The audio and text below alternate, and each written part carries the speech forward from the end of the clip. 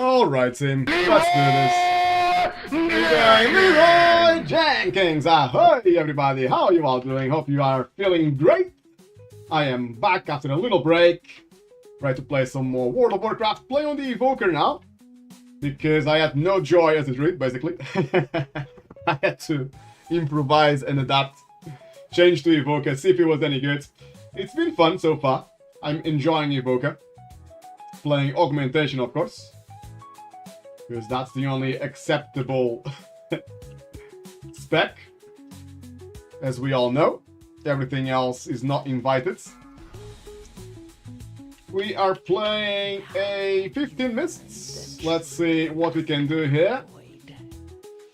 I think they might need me to open the door, maybe. I think the Priest is also Herbalist. Or Night Elf, even. Void Elf, okay.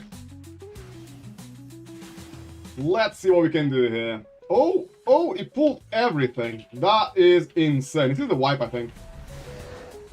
This is very likely to be a wipe. This is too much.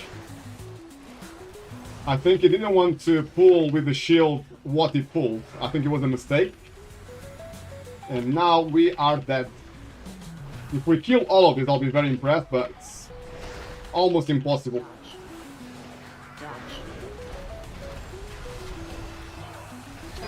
Someone already died. I'm gonna die as well. Yeah. I thought that would happen.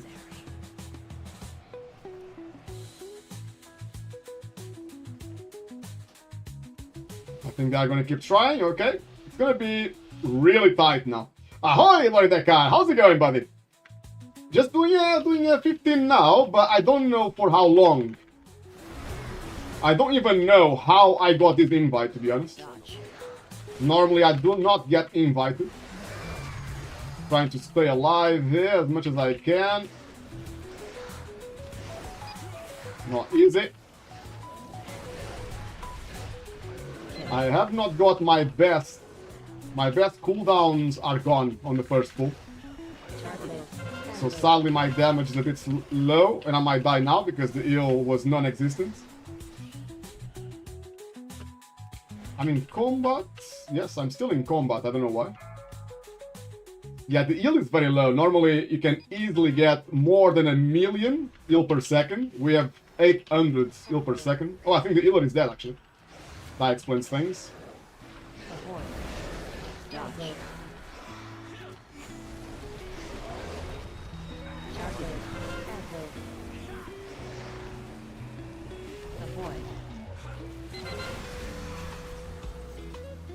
This fuck is almost dead, but we already lost so much time. I don't think it's possible to time this now, but if we have a perfect run from here on... Oh! Everyone's just dying. That will not work. That is it.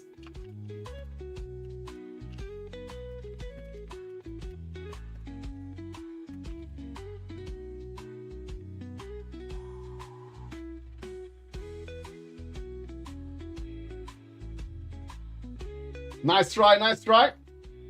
Let's hope we get a bit more luck on the next one. Rodeka, didn't see you stream a long time. Yeah, it's been maybe a month now since the last time I streamed. Obviously, when I was playing Druid, I got stuck. I could only play my own key because I would get no invites because Druids, it's not really meta. You do see a few boomies here and there playing high keys, but the meta is Shaman, Og, and DK, so it's really hard to get invites. So I changed to Og, and it was really good, by the way. It was really easy to get to the level I am at now. Getting to like 14s, it's fairly easy to get invited, and now it's getting quite hard again, I must admit. I really wait a long time for an invite. I tried to play my own key as well. I already played my own key this week, so right now I'm a bit stuck. I got a dead key, really. And the dead key I have is this one. 16 Grim Batol, which is... wow.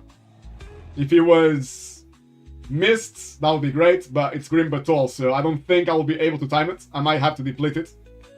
So what I'm gonna have to do is deplete it or just lower it to like 14 and then hopefully get an invite for a quick 14 like Dawnbreaker and just re-roll the key until I get a decent key. That's what you have to do when you push high keys. Some dungeons are just very, very unlikely that you're gonna time them even with a very good team.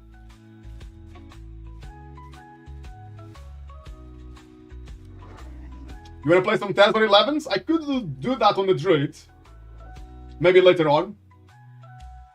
I might try to play at least one more high key and then we can probably play some low keys. GB are... it's a cursed place? It is, yes. I ruined my SV from 10 to 8. SV is also hard. I'm sure you guys... I'm gonna pull the website where you can check how hard keys are. I'm sure you already have it. It's called archon.gg. This is where you can see which dungeons are hard. So anything A and S, you can play your own key.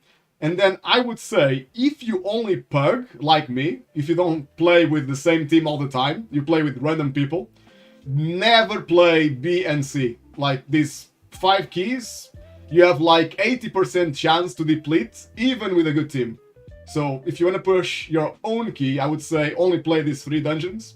If you have these dungeons, just re-roll your key. Just lower it 1 or 2 levels. And then sign up to one of these easy dungeons and swap your key until you get one of the easy dungeons. Sadly, the game is a bit like that. It just...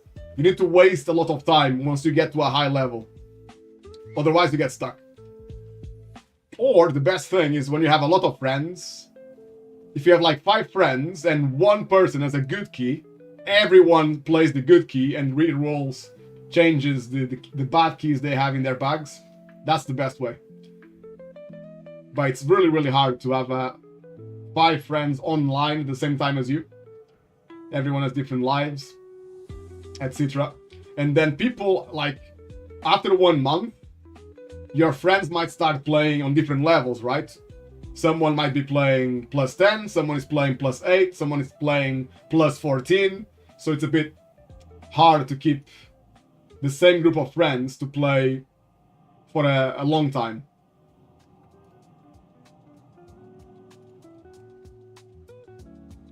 I still have Necrotic Wake 13. This is the most likely key I will get invited to. So I'll have a quick look to see if there are any strong teams playing Necrotic Wake around 14-15. I don't think there are. So I'll have to revisit that one.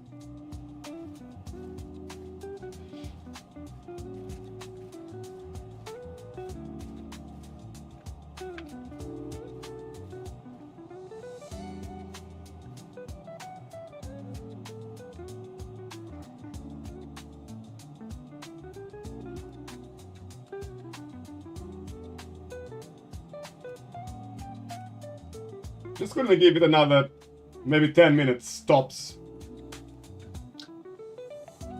See what we can find. Lordeka, gonna go level my warlock a bit. Meanwhile, put you on a podcast mode, lol. It's nice to have your company, Lordeka. Very nice to have your company. Ooh, we got a Necrotic Wake here, but sadly what happens now is people will just wait for players who actually do not need the key. Like this SV, this group here, they already relisted. So they delisted and relisted. They are looking for an AUG. I've got SV 14. Pretty much every dungeon 14 or 15. I got 113, which is Necrotic Wake. They are looking for AUG. And they are still not inviting me. They are looking for someone. They are looking for an AUG who basically does not need the key. Who will just try to re-roll their own key as well. So they'll probably find an AUG that has SV 15 already timed. So, yeah. You get to a certain level in the game where the game is just broken. It just doesn't work anymore.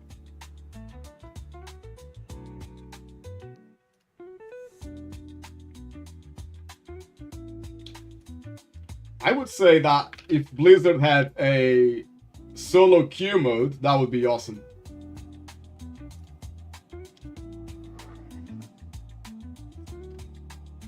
Just so we didn't waste time waiting for an invite or depleting our own key. We could just, yeah, just sign up and get matched randomly.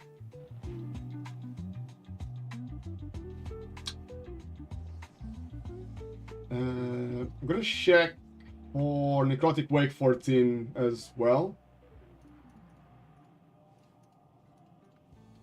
Necrotic Wake 14 is like the one key I'll probably get invited straight away, because it's my last 13. But it doesn't look like anybody's playing it right now. Lorideka, I just don't know what specs Locks play keys at the moment. I heard Dev's gonna fix keys in next season. I've read about some changes, Lorideka. One of the changes is that keys are gonna have a checkpoint, I think you could say, which is plus 12. So if you have a key at 13 and you deplete to 12 and then you deplete again, it will not go any lower than 12. It will stay at 12, which is really nice, especially for early in the season and mid-season. It's a really good help, especially for people who don't have a team they pug like me. That's going to be a huge help. But then obviously later on the season, when people start playing plus 20, it probably won't be as important.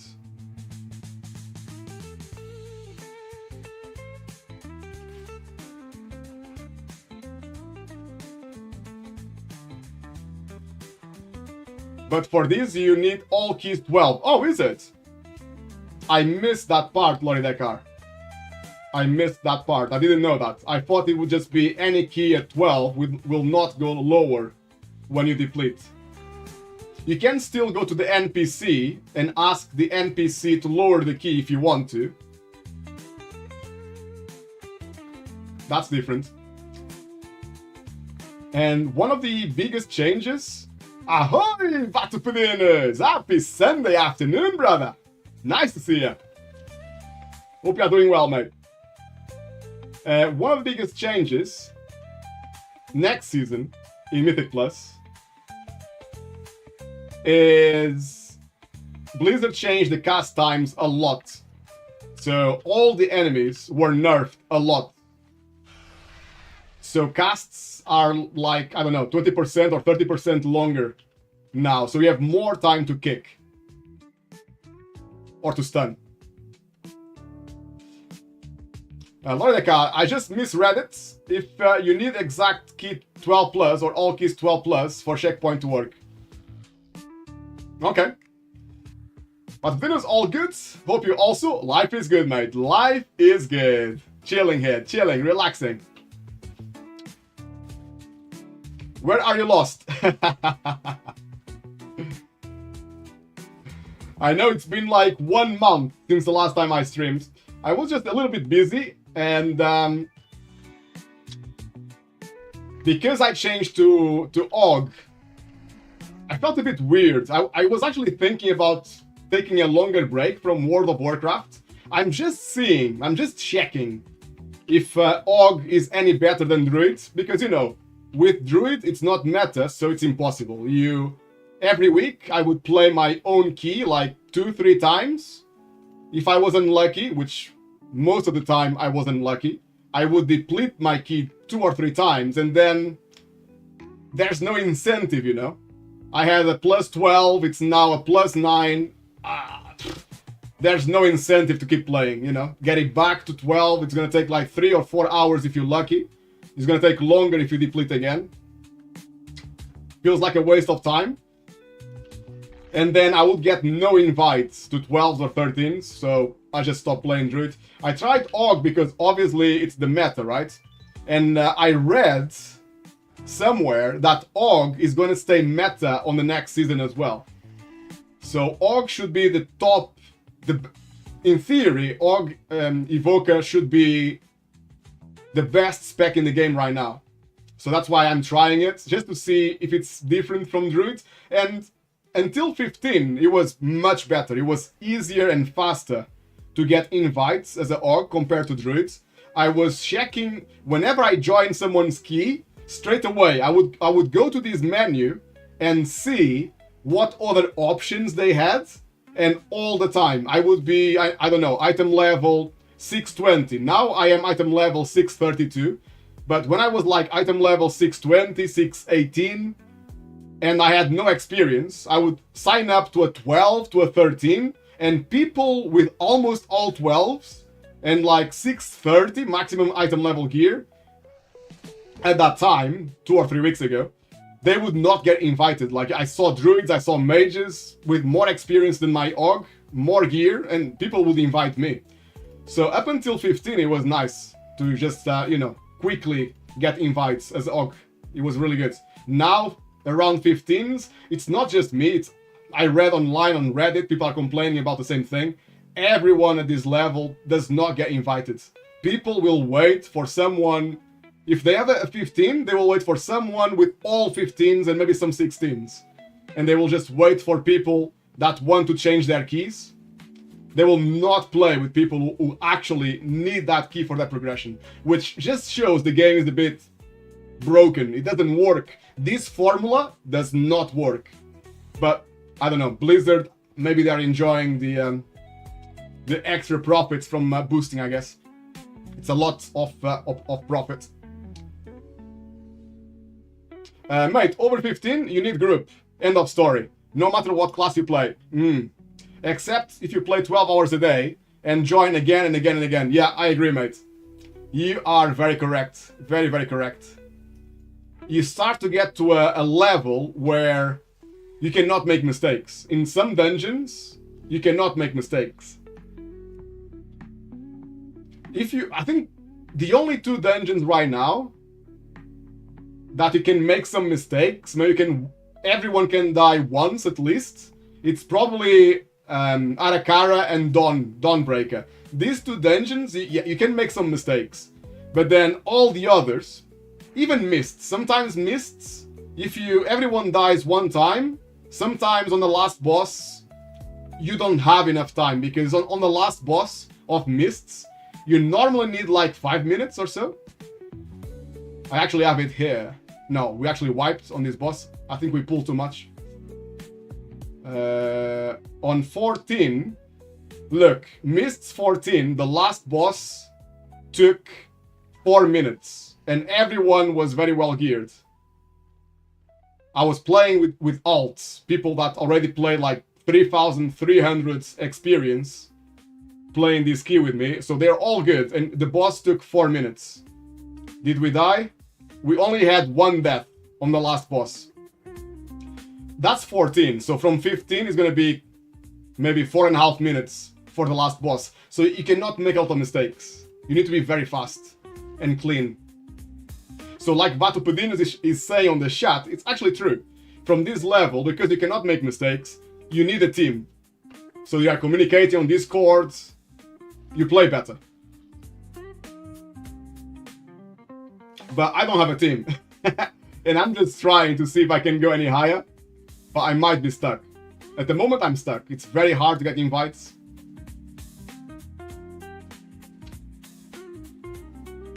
This week I play my own key, so I got Dawnbreaker 15 this week. I think Arakara I got I got this week as well, I think. Arakara. I was very lucky to get invited by a good team.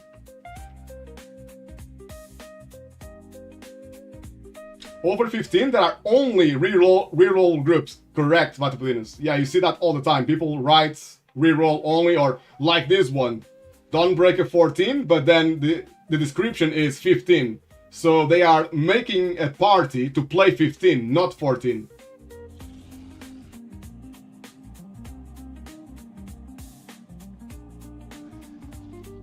Another one.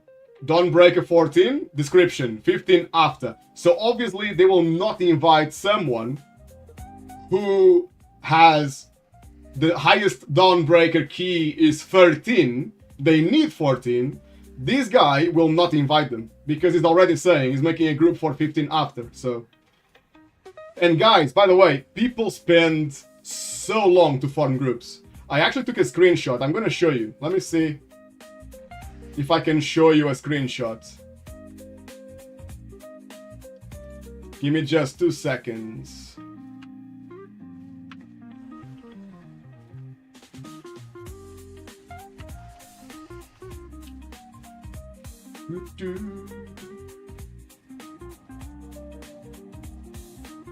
I'm gonna show you this this one. I took a screenshot, I think 2 days ago. I took this screenshot.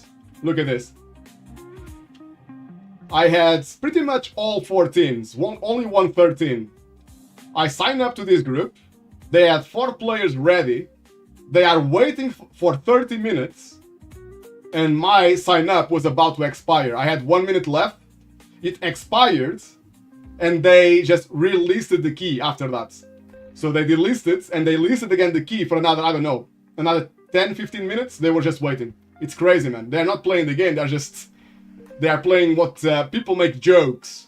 They call World of Warcraft is like the queue simulator game. This is the main game right now for people who play Mythic Plus. You're gonna spend more hours looking at something like this than an actual boss in the game or in a dungeon.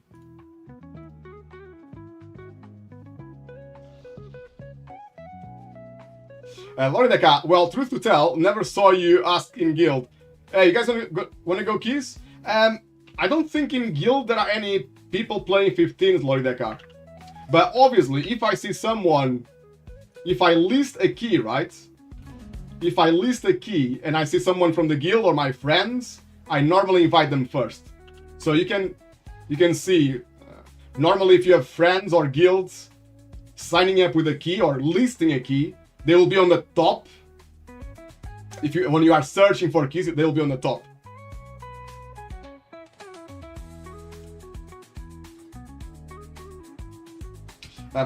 That's why I play some old raids for Mountain Transmog or gear my alt, Blood Decay, so I can be relaxed. This season I never joined over 10s. I only have some random 11s. Yeah, I feel you, mate. I feel you. To be honest, Vatopedinos, I was this close, mate. I was this close to take a break. I was trying to raid as well, but I did some raids with my guilds, and I did some raids with... what's that Discord? People told me on the chat about this Discord. It's called No Pressure, right? No Pressure Discord was good. I played with them maybe 2 or 3 times, and it was really good. But after that, I was always busy. When they had the raid at like 7 o'clock, let's say, I was doing something or I was eating dinner, so I couldn't commit. That's the thing with raids, like, it's hard for me to always have the same time on the same day for a week. It's really hard. It would be perfect if raids were a lot smaller. If Blizzard would break raids like by 2 or 3 bosses, so you have different raid dungeons but only with like 2 or 3 bosses, so people could just do that and it would be a lot quicker. If I sign up to that Discord, No Pressure, they kinda expect you to stay for at least 3 or 4 hours. And sometimes I have 1 or 2 hours, so...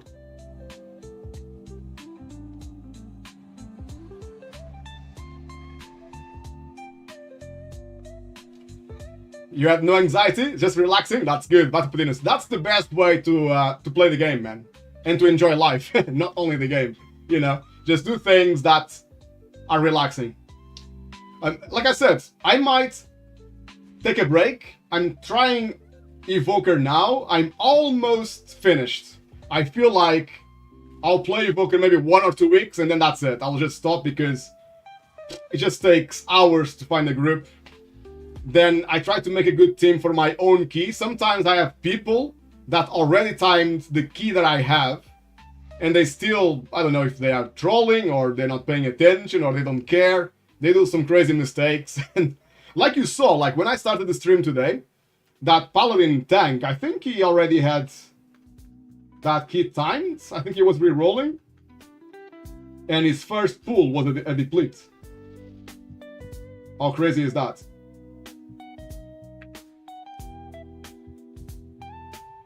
Something that you think it's basic, he managed to mess up.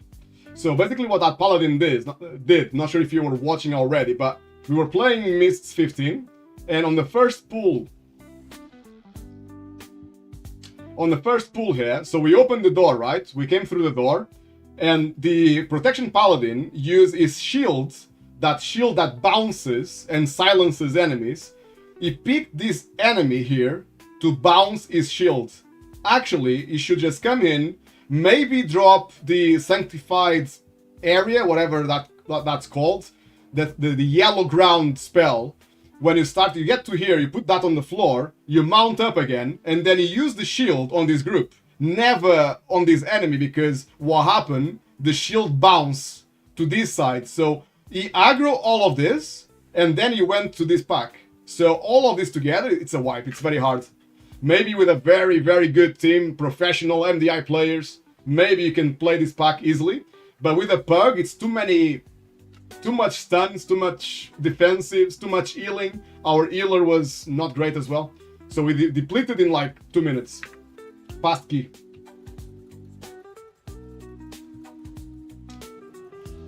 But you know, just saying there on the chat, some people on my guild were stressed, trying to push, and all found a wall around 13, 14 level. That's what happened to my druids. When I got there, I had no chance.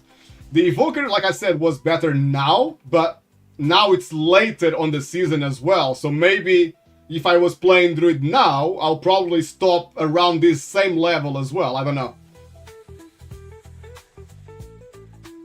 Personally, after September and October, when I raided and also did Mythic Plus and geared my druids, I felt exhausted. And after 2600 Rio score and ahead of the curve, I just stopped pushing anything and pulled the other three to the other side, I guess. Yeah.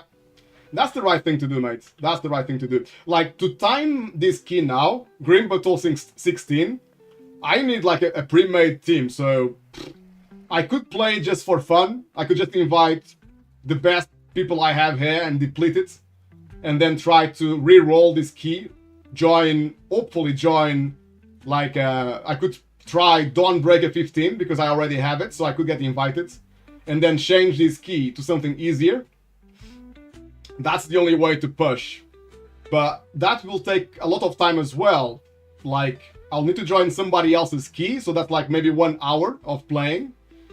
And then I will change my key. I could get SV, right? Stone Vault. If I get Stone Vault, it's also very hard. So maybe I need to go Dawnbreaker 15 again. So 2 hours. Change my key again. It's gonna take too long, man.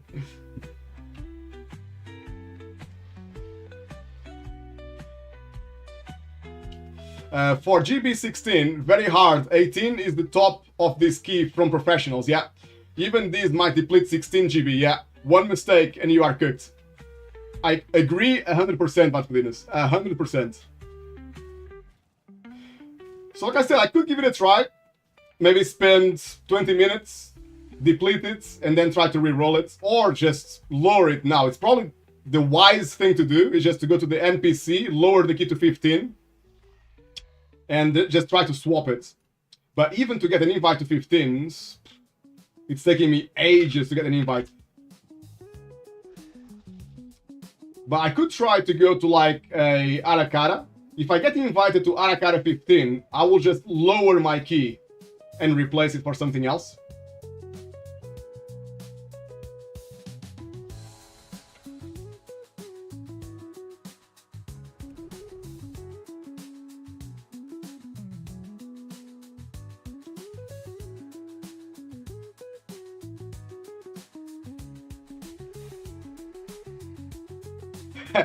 You might be lucky and deplete it on the third pull.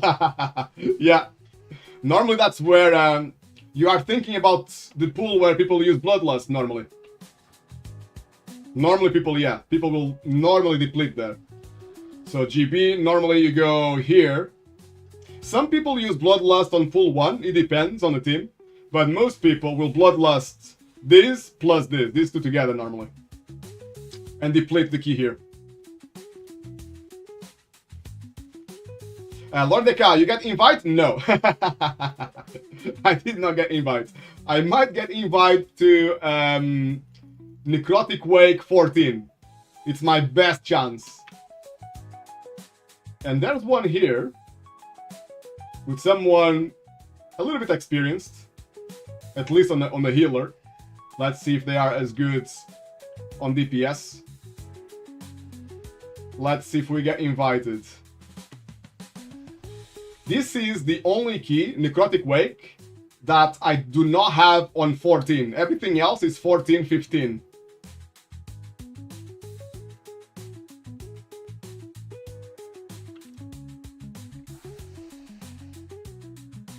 Vatpedinus, I can relog and invite you just for the psychological part. Thank you, mate.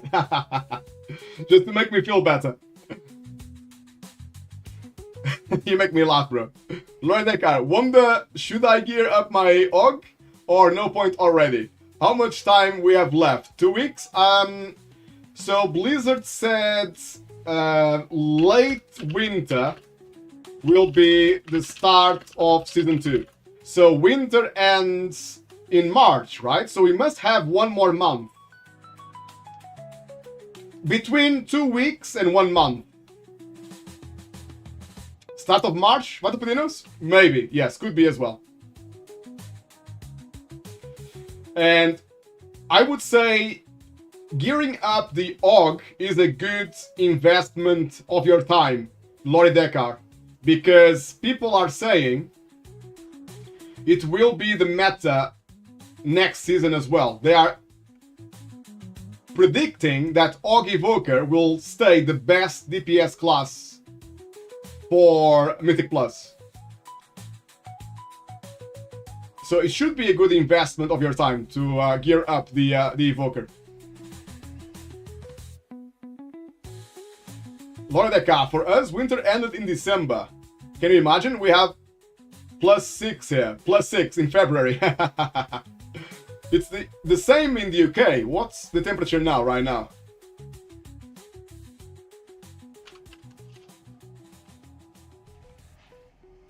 The temperature right now is 6 degrees as well, near London.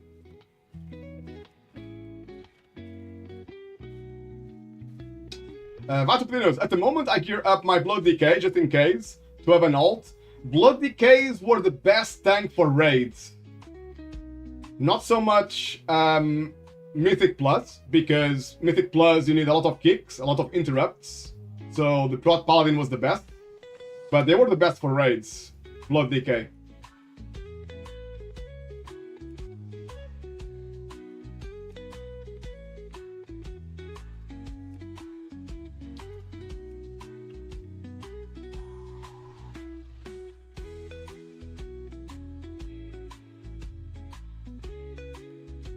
We had today 19, so you have winter, we don't. Oh, in Greece is 19. That's so nice, man. That's like summer in the UK.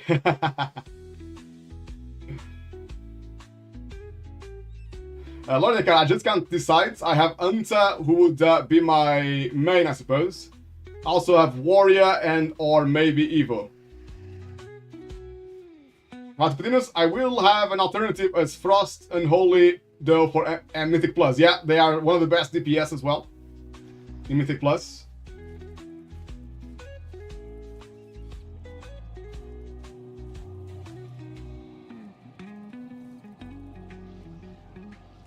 I'm surprised today is Sunday. I would expect a lot of people to be online because it's the weekend. But actually, there's almost no keys now. When I started streaming half an hour ago, there were a few 15s and 16s. Now there's nothing. I'm very surprised. There's a lot of 16s. But obviously, I don't think I will get invited to 16. It would be a big, big surprise if I get invited.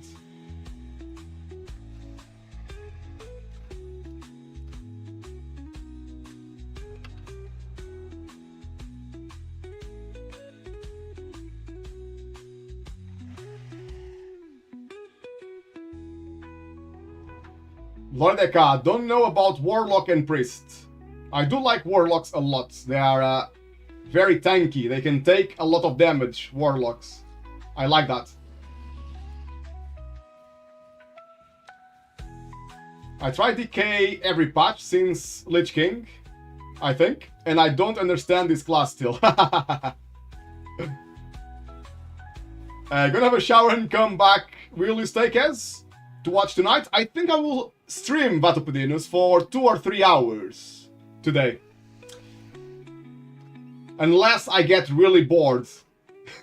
But even if I get very bored, I might just play on the Druid. I might play low keys on the Druid.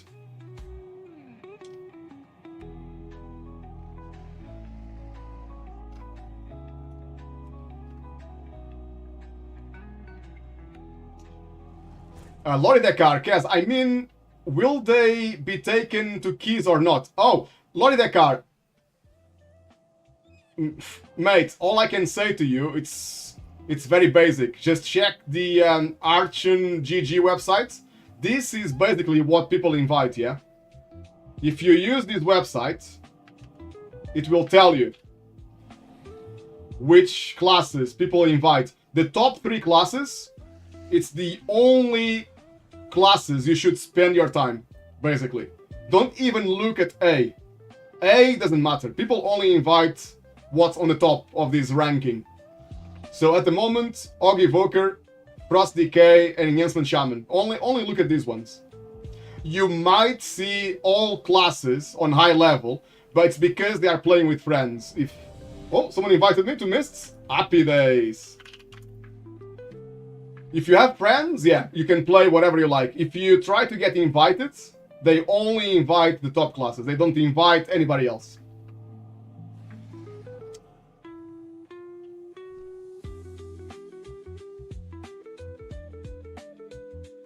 But see you in a few minutes. All right, brother. Enjoy your shower. Lorideka, gladly I use friends and no pressure. Discord mostly. Yeah, that's the best way, mate. That is the best way to play the game. Obviously, you get to a point where you get stuck. Anyway, if you play alone, you get stuck. If you play with friends and no pressure, you get stuck as well. But if you just play for fun, plus 10, plus 11, plus 12, that is the best way to enjoy the game. Just play with friends and no pressure.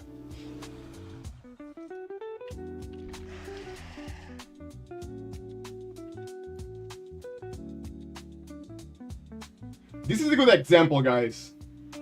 Not sure if you saw the players that were on the list. Now this key got relisted. It got delisted and listed again. So you cannot see it anymore.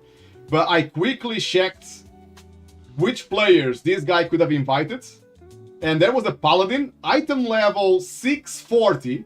So 8 item levels more than me, which is a lot. And they had 3,200 and something score. I almost have 3,200.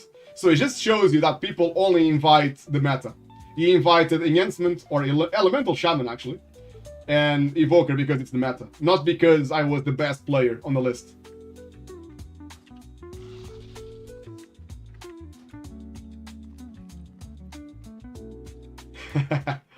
Meta assholes? Yeah.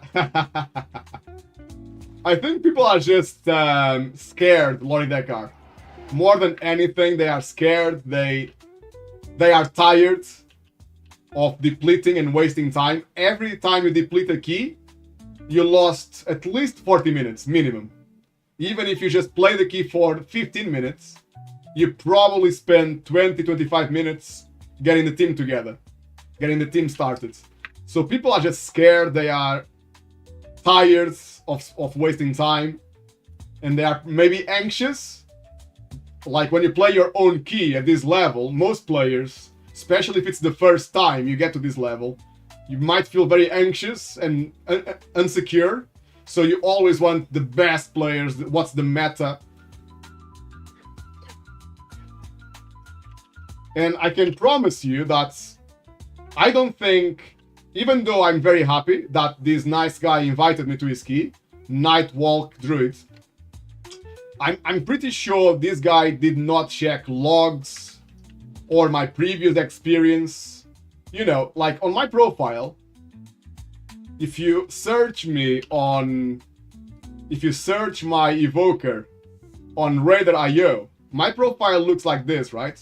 So I spend some time to show people that I have experience, and I can promise you 90% of the people who invite players to their keys, they will not check this. They are only checking your experience, your Radar.io on the season we are playing now. They will not check the previous seasons, which is something you should always do, especially on a high level. You might have a player that never played Mythic Plus in their lives. They are playing now. They are playing, I don't know, Protection Paladin, so they got easy invites and they got high really quickly. But doesn't mean they are very good players. And another thing you should check is logs, right? You should always check someone's logs to see how much damage per second they had on a similar key, right? If I was on a high key, if I was going to invite me, I would check, I don't know, let me see Mists, which is the key we're playing now. Let me see what's my best key, and let me see how much parses and DPS I've got. And I would check the deaths as well, right? So I can see my DPS is normal, and then I would check deaths. It's very important. So there should be somewhere here, deaths. Who died on this key? And I can see that the evoker, me, I have 0 deaths, so I did 0 mistakes. But some people here did some mistakes. Like the elemental shaman did a lot of mistakes. So you need to be careful with that. So this is something I would always check, but people do not check this. If they did, maybe I would get more invites. Or maybe I'll get less. You never know. But that's something you should always check. That the DPS looks normal, at least 2 million DPS per second is the normal now. And deaths. Death is like the most important. You can see if people make a lot of mistakes and they don't get out of the stuff on the floor, you know? It's very important.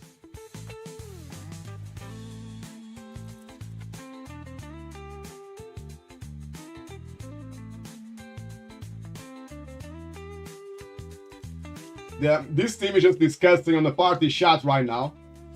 Their route, they are discussing the second pull. They are asking, the tank is asking if we want to pull extra on the second pull or not. So, second pull normally is like this. You pull these big guys that do the AoE together with this pack. But this pack is dangerous. So normally the priest will mind control. I think it's this guy, right? Yeah, this guy.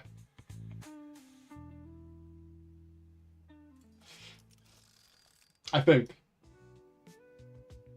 Not sure which one the priest normally mind controls. One of them. So you mind control one and you pull the rest.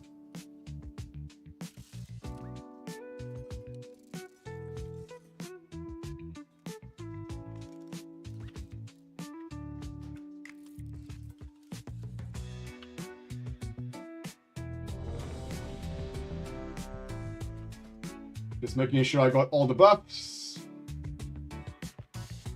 Let's see what we can do, guys. Let's see what we can do here.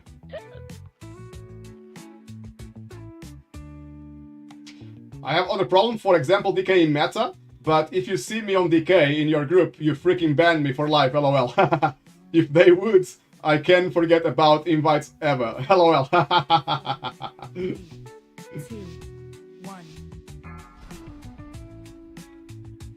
And now you learn the true lesson of the void.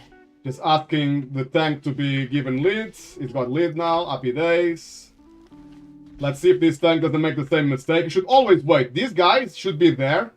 He didn't wait a lot. He almost aggroed the other group. Almost. He didn't aggro, but almost. I'm just using all my big spells. I'm using Zephyr as well, the defensive. just to make sure nobody dies. Got one caster on my focus frame, so I can kick. Oh, I'm stunned. Oh, cannot kick him. Still stunned. No, guys. Let me cast.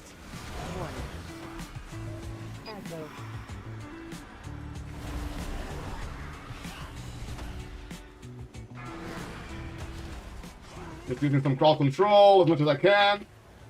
All my crowd control, all my stuns have been used. Trying to maintain my rotation. Because I got stunned, it's really unlucky. I got very low time of buffing my team. Which the evoker job is to buff the team, right? But on this pool it was really bad because I got stunned.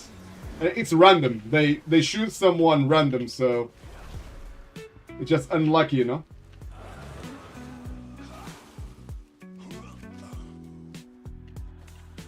Oh, the priest already did the mind suit. That was very fast. We can take some buffs before we do this pack. Oh, someone already aggro by mistake. Oh, he mind control. Okay, the priest mind control at the start. That should not happen, actually. The priest should wait for us to get the buffs on the side. Now I'm just gonna pump. I don't care about anything else because, yeah, there's no point now to get the buffs. The dungeon buffs, that's what I mean.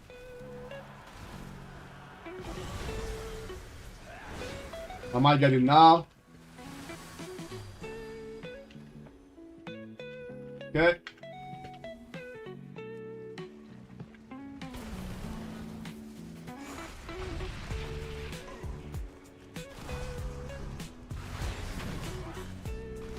You need to stay on melee, so they don't jump on you. Yeah, that's correct. That's the best way to do it. Correct, Lloyd Eckhart. Good tip. Matopinus, you should get the buff and pull together with pull 2. Yes. With the big 2, yes, correct. Beware. So my priest did a mistake. He should not use mind control first. He should wait for us to get the buff first from the next room. And then pull everything together, like Matopinus was saying. So we lost a little bit of time, but not a lot. We lost maybe 1 minute. So I hope we will not need this 1 minute later for the last boss. The last boss, like I said, is at least 4.5 minutes. Maybe on a higher key, it's gonna be 5 minutes. AoE. I'm gonna use Zephyr now to help the healer.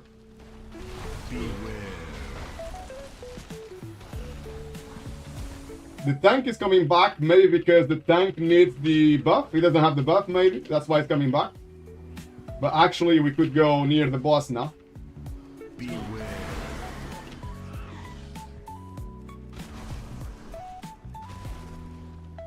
Beware.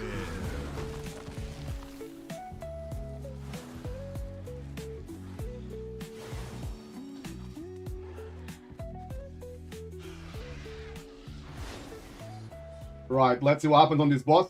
It's possible to actually deplete on this boss when people die from the stuff on the floor.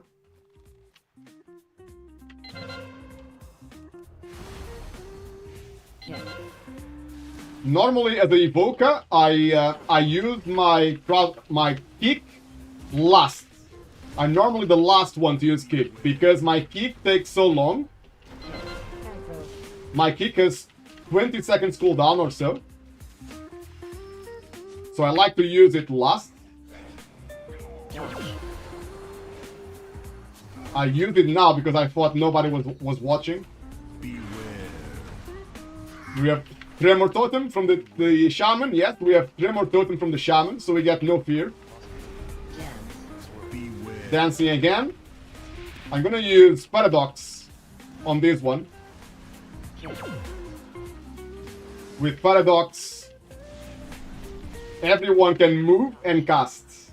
Even the healer can move and cast when I use my Paradox. We're gonna use Bloodlust now. We're almost ready. The Shaman used the Bloodlust. I'm using my flying ability now as well, which increases everybody damage and my damage a lot. When you see me flying, dropping fire, It's one of my biggest abilities for damage.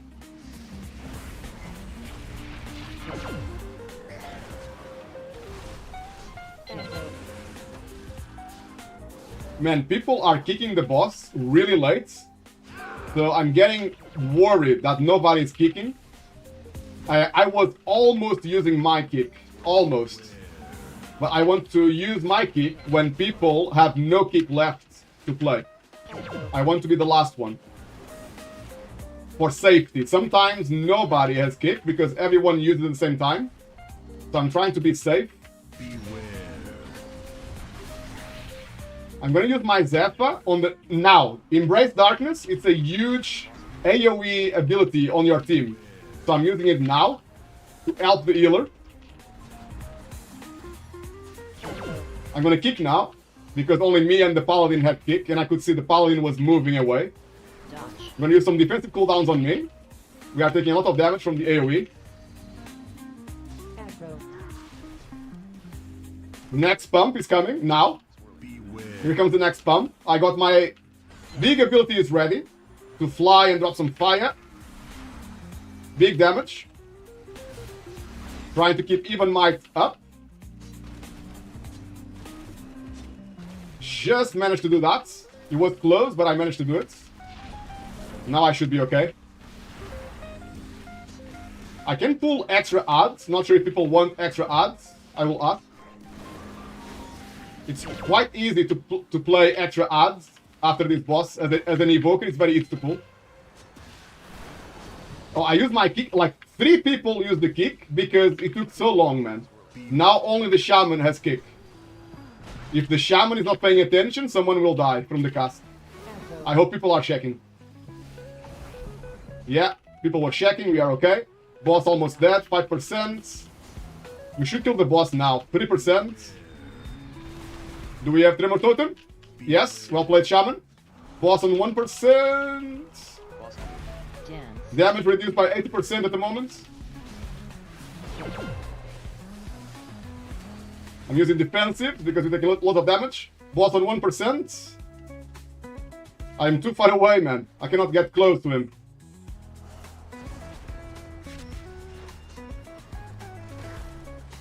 We should kill the main boss, really. While we can.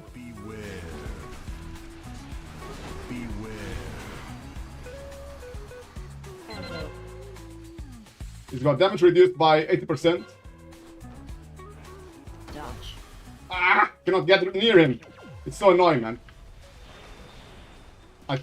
The tank should move, man. Ah, finally.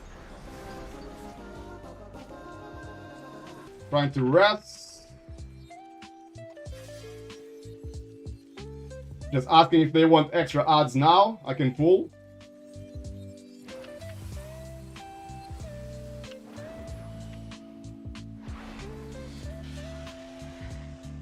Just saying to my team, I will pull extra.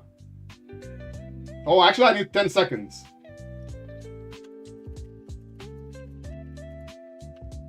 I need my Uber ability times 2. Okay, I will pull extra myself. The priest is saying he cannot pull. So I'm gonna try to pull myself.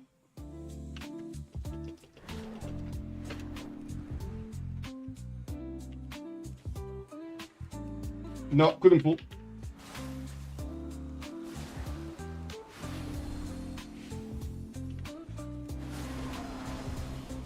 The priest can pull as well with his minion. He just needs to instruct the minion to go to that spot. I was a bit slow to press my ability, I think. And I could have used Spatial Paradox. But I didn't. I thought I wouldn't need to do it. I have 2 abilities to do it. One of them needs Spatial Paradox activated, which gives me extra range. But now it's too late. I'll do it next time.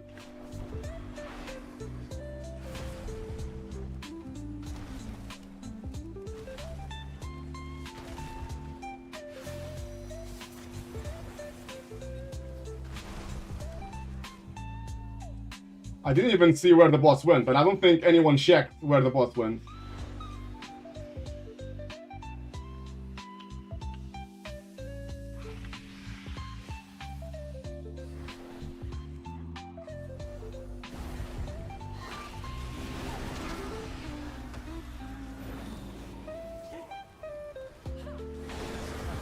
Got my big DPS ability. Let's use it. Kick.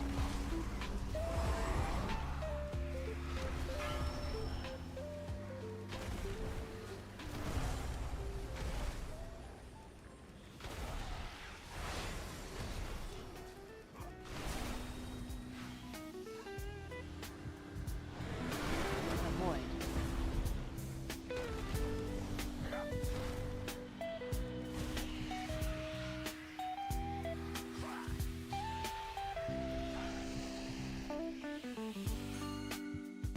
Look like normally the healer will do the game, No. really, but it doesn't look like this healer is doing the game.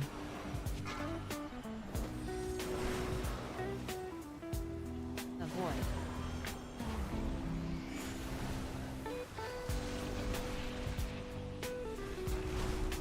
I think the healer is just worried about DPSing.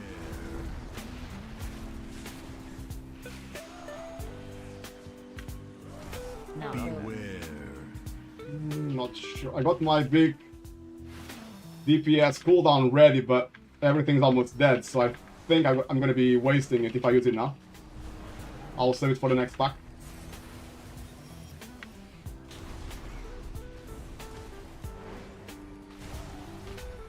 This tank is not making my life very easy. It's tanking stuff far away from me. I'm just on my limit of my range. I almost have no range to attack.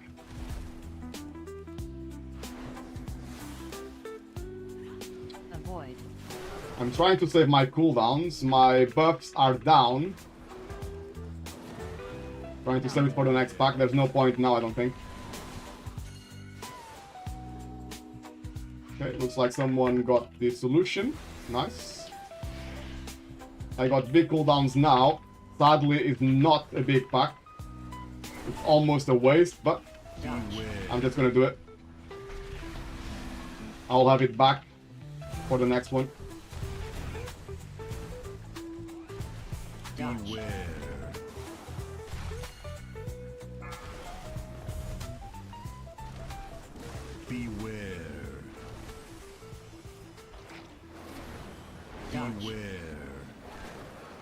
I cannot hide my weak aura. I changed its position and now I cannot hide it. I need to adjust it. This weak aura in the middle of my screen telling me the solution.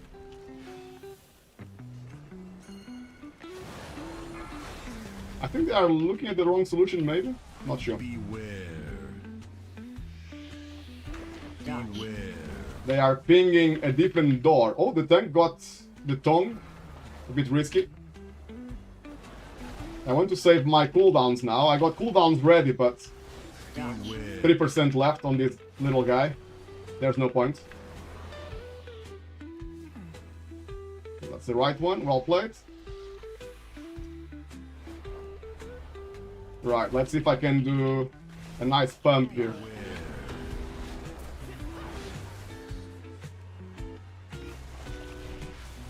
Avoid.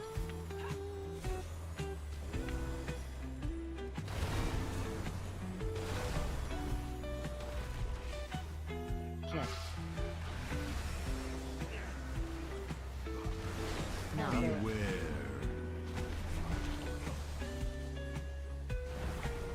Just 1 second, guys. I can see there's something new on the chat. Just trying to get rid of this pack, and then I'll have a look. Avoid.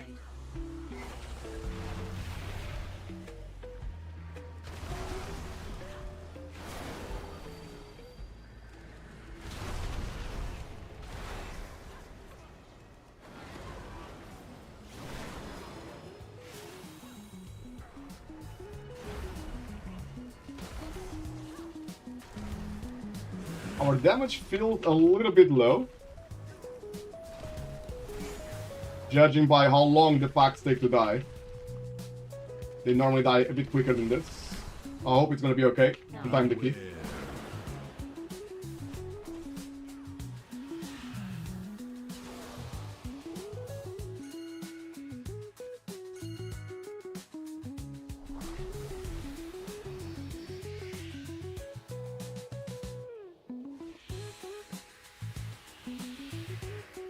Very weird, seems to be bugged. We are in combat. Is it the priest mind control ad?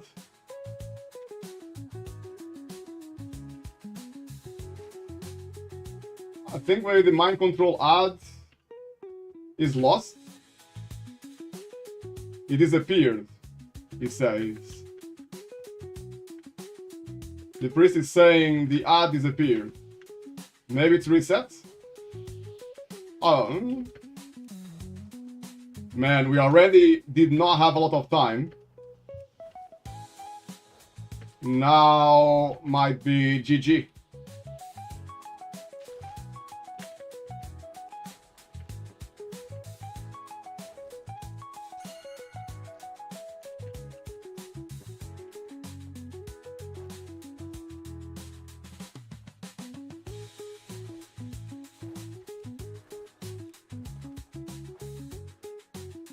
Oh, the tank is fighting something. I don't know what. Is it the ads? Oh yeah, it's the ads. They found him. They found the stupid ads.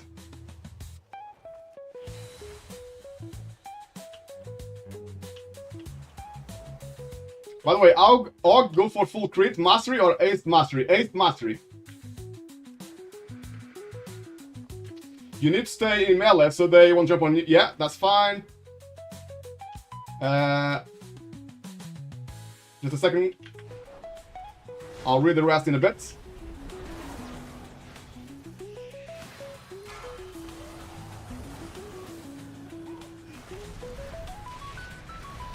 I think this key, to be honest, is dead now. But we'll see.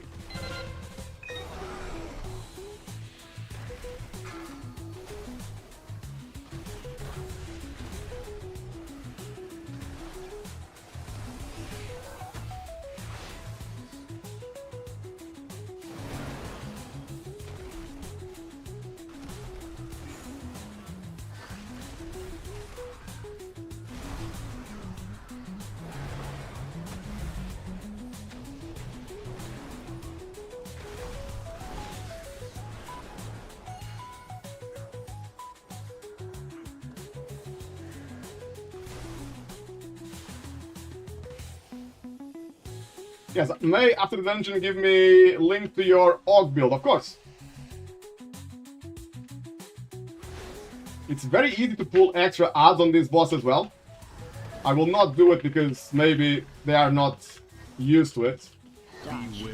It's easy to wipe if your team is not used to pulling an extra pack here. So I'll just leave it for now. But it's very, very easy to pull here extra. Beware. Maybe we can pull at the end. We always need extra percentage at the end anyway. Beware.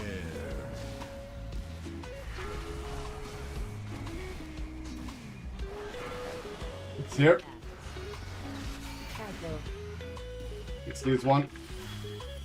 Oh, the healer died. Ooh, I'm almost dead as well. What the hell? Beware.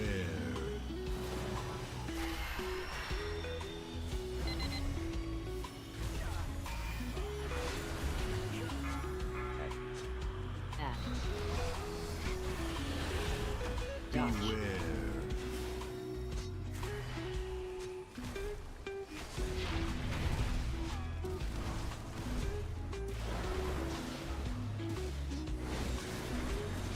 Beware.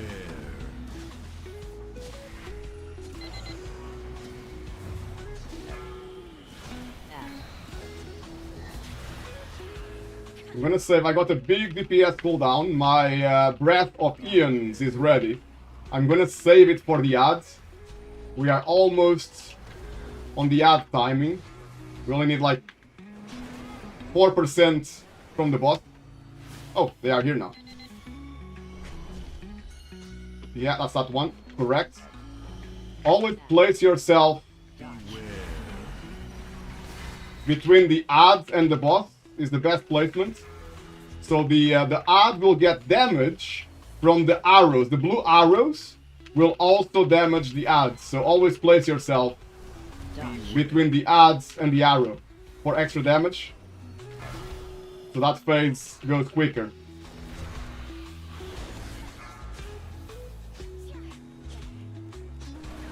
Dodge. Beware.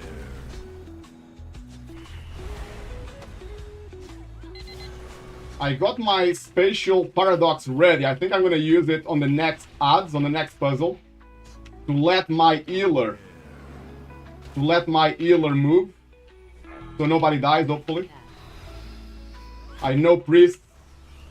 It's really hard for priests to heal if they cannot stay in the same place all the time. Dodge. Beware.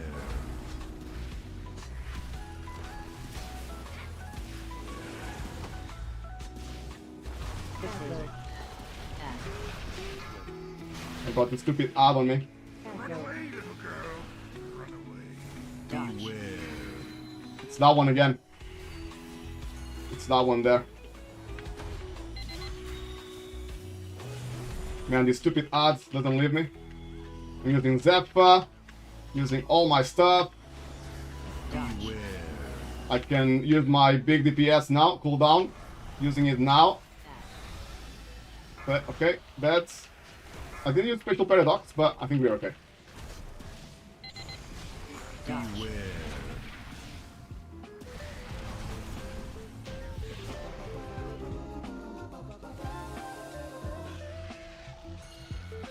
Oh, never mind.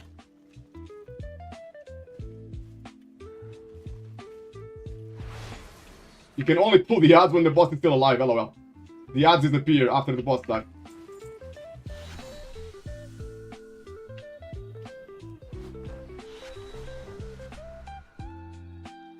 We can skip this with Sleepwalk. Easy skip.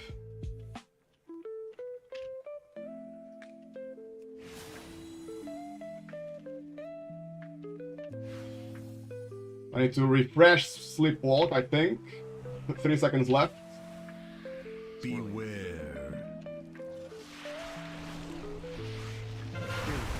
3, 2, Beware. 1. Kick. Beware. Oh, why did this... AoE. Maybe the ads aggro? Normally the ad is fine, I don't know why the ads... Unless it is mind control. If it didn't refresh mind control, maybe the ad didn't come. Or it didn't select the ad to come to A us. little longer. My game was dying, I don't even know what happened. 2, I 1. think I died by the swirly, but I was moving. Beware. Just too much. Beware. But now the key is dead anyway.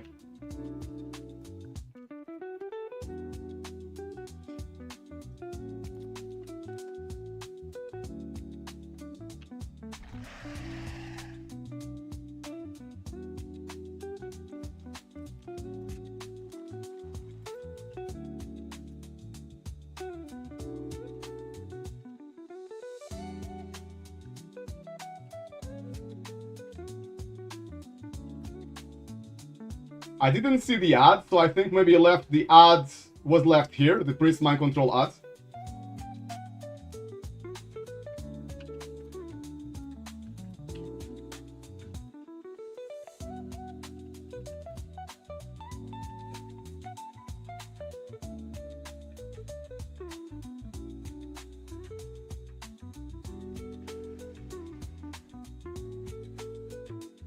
Oh well, tough luck. Let's see if we are a bit more lucky on the next one.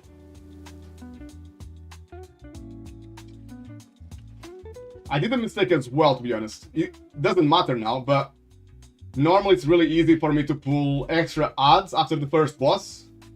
But somehow I missed my ability.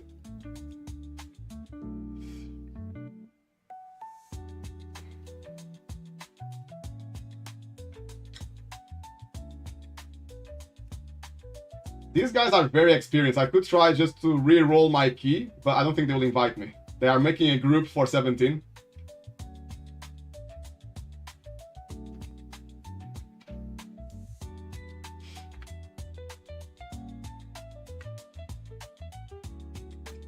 I don't like... City of Threads is like one of my least favorite dungeons in the game. And I'm sure a lot of people will agree with that. The first boss is hard, so people can deplete on the first boss of City of Threads. That's one reason. But the worst thing about this place... So the first boss is quite hard as well. But the worst thing is the last boss, man. The last boss, the damage is not right. It does not feel right. So, like, comparing... If you compare this boss to all the other bosses in the game on the same level, like all the bosses that do plus 12, I don't know, on a key, on a plus 12 key, if you compare how much damage you get, this boss is just not right. I think it needs to be nerfed, but Blizzard is not nerfing. I don't know why. So it's really annoying when you get to the final boss and you deplete the key a lot. The boss is hard anyway, a lot of mechanics. But the damage, like, as a healer, and I played this boss as a Resto Druid, it was, like, the hardest thing in the game to heal. It's so hard, man. Lloyd Eckhart, did you want my talents? I can share them with you if I find the export. Oh! Something's not allowing me to export. But I can show you how to get them in a different way, actually. Vatopinus, welcome back, mate. Hope it was a nice shower. How was the key? The key was okay. I think the damage, the DPS was a bit low. Especially on the first boss. The damage felt very low. Normally, a good shaman on the first boss will have between 3 million and 4 million. It's the normal for a good shaman. If you save your cooldowns for when the boss takes extra damage, you should have between 3 million and 4 million. The Boomy, I don't know, but I guess as a Boomy you should have more damage as well. So the damage was a bit low. On Trash as well, like first pool, the Shaman had 2 million, it's very low. On a big pool, like the first pool, you must have at least 3 or 4 million. So I think the damage was low. So I think even if we made no mistakes, I think we would be too slow anyway to time the key. But we depleted Vatopodinos because the priest... First, the priest lost the ad. I don't know what happened. I don't know. The priest said the ad was casting and then it disappeared. It was the first time I heard that. So I don't know. To me, it feels like he didn't refresh the mind control on time, maybe. And then we depleted Vatopodinos. On going to the last boss, we depleted here. So I use my sleepwalking on this enemy here. So we can all skip. On the left side, you can skip. You can even walk on top of him. As long as the evoker uses the sleepwalk, you will not aggro. So we all skip. We are fighting these enemies. The priest was here for a long time. He said he lost mind control from the ads, so he had to refresh the mind control. And I saw that the priest had to use fear on the ads, because sometimes the ad can kill the priest at this level. If you don't mind control straight away, you can die from the ads. So I saw him using fear on the ads, and then he used mind control. What the priest should have done is fear, mind control the ads, dispel the fear, and tell the ads, come here. You can, if you play with Warlock or Hunter, you can control your ads or your pet to move to a location. You should say, move here. I think he left the ad there. My sleepwalk finished, and then that ad aggroed this pack as well. So we had these two packs and that pack at the same time because of the priest, and we depleted. So that's how we finished the key. But like I said, I don't think we had a chance. I also made one mistake. Normally after the first boss, as a evoker, if I mount up, I jump, and I use my Hoover ability twice, I can aggro this pack. Normally it's easy, but I messed up. I didn't press my ability at the right time. So that made us a bit slow as well. Also with this boss, at this level, you kinda, because of the time, you kinda need to aggro this pack. I don't know if I can show you now. I think it's reset. Let me see if the dungeon is reset already. It probably is. Yeah, the dungeon is reset. But I could show you. It's very, very easy. To aggro this pack, you just need to go on the wall around this position. Anyone can do it. Around this position, you stay near the wall, you target one of them, and you use an ability, and they will just come. This wall has a bug where you can see them. So we didn't do that, and we didn't do this, so it was already very slow. And the DPS was slow, so I think it was a dead key from the start. But at least we played the key, right? So it's always nice to get invited, so I'm very, very thankful we got invited at least. Get some action. And now we try to beat the final boss of the game again. The Q Simulator 9000. This is a very hard fight. Who do we think will actually invite us? Oh, there's another Mists. And they need someone to open. But they are hordes. I'll try to put a message to say I can open the place. In case they don't have herbalist. Oh, I already had the note. Okay, never mind.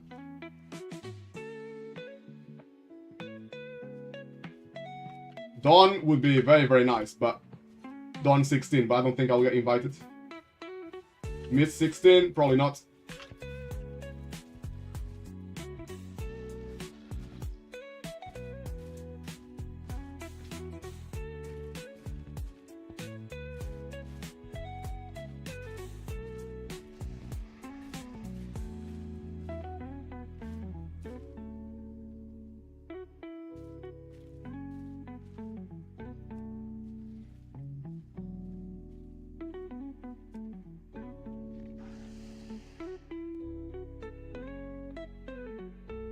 Lordeka, I just inspect you next time I see you in guild. That's fine. OMG, he feared them. Yeah. Oh, do you think the ad did it? The ad doesn't do fear, does it? Or do you think the priest feared the ads? Maybe. I'm not sure, to be honest. I would need to watch the replay of this stream to see exactly what he did. Did you check that on a replay? Yeah, he has Tooth as well, yes. Anyway, I use my Dream Walk ability anyway. And Vatupedinus, another thing. On the party chat, when I said I missed, I was trying to pull the extra ads after the first boss, and I say on the party chat, I missed it. I missed my ability, I was too slow. Then I asked Priest, can you please do it with the ads? And the Priest did not know how to pull these ads, so I think they are just fairly new to Mythic Plus or play on this level. But again, like I said, it did not matter because I don't think we would time it anyway. So it's all good.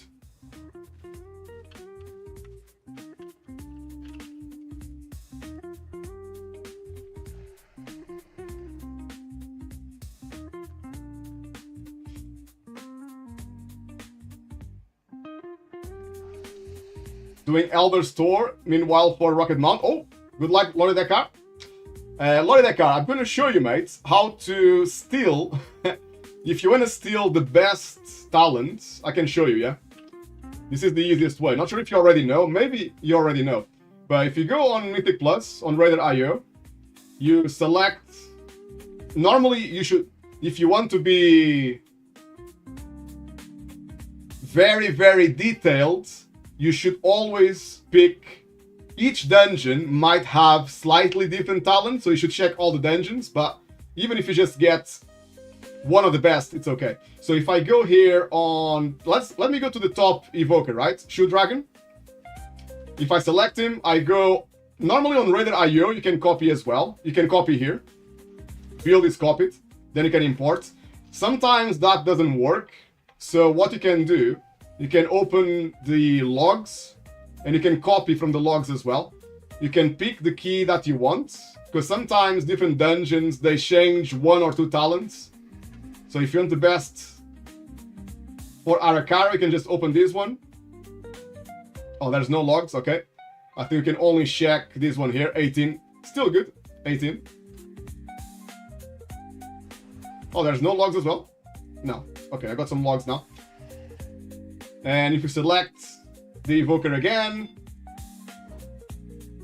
and then summary, you also have the spec here. And you should have to export. You can export the build from here as well.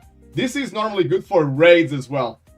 If you want to check raids, you can just select one of the bosses. Let's go to the final boss. You can check who's the best of your class. If you're a mage, you can go to that guy, but I'll try to find an evoker. So this is the best devastation evoker, it seems, in raids. So I can select him. I can go to his name again. Summary. And you can steal the talents this way as well. So those would be raid talents. Very easy, very quick. If you want the top players.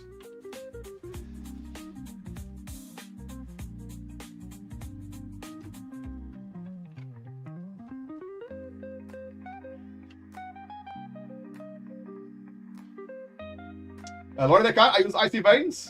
Yes, I can't. Site blocked for me. Oh, really?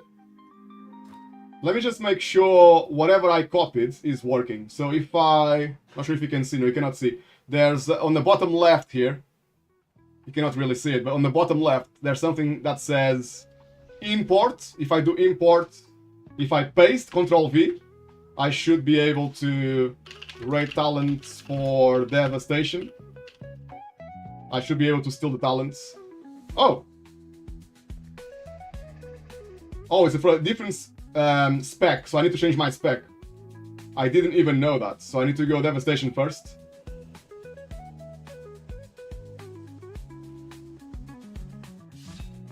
And then devastation, raid. There you go. I just stole the best evoker's talents. You are from the wrong country for them. No politics for games. FFS. Sorry, bro. That's strange, mate. That's strange. Which website is blocked? Raider.io is blocked in your country?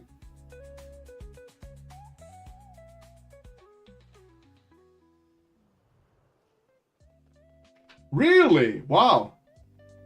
What about, you need to try Warcraft logs. Maybe Warcraft logs will work for you? You need VPN. Wow, I didn't know that. Okay. What about if you search Warcraft logs? Can you see that website? That's another way to do it. Probably this is the best way, really, to get your talents. Can you use this one?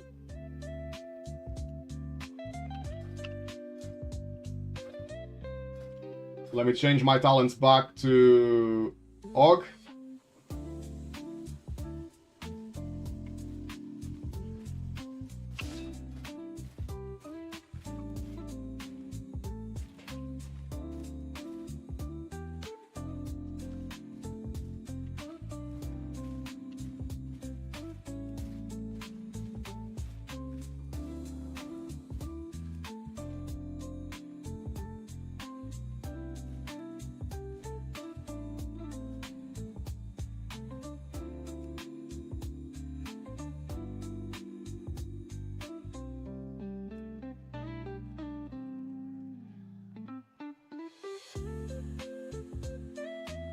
Don't sweat it. As I told, easiest I may do is just catch you online and make screenshots. Matupinos. Actually, I can, by the way, Lord Dekar, I can, if you have a notepad, you can I can probably give you... Oh, this add-on is not allowing me to do it. 1 second, let me just deactivate this add-on so I can export my talents.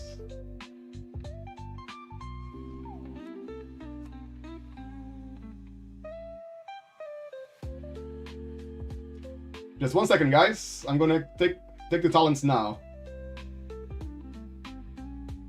I had one add-on causing a bug. I hope it's the only one. So if I try now, share. Okay, those are my talents. If you put that code here and give it a name, you should be able to have my talents.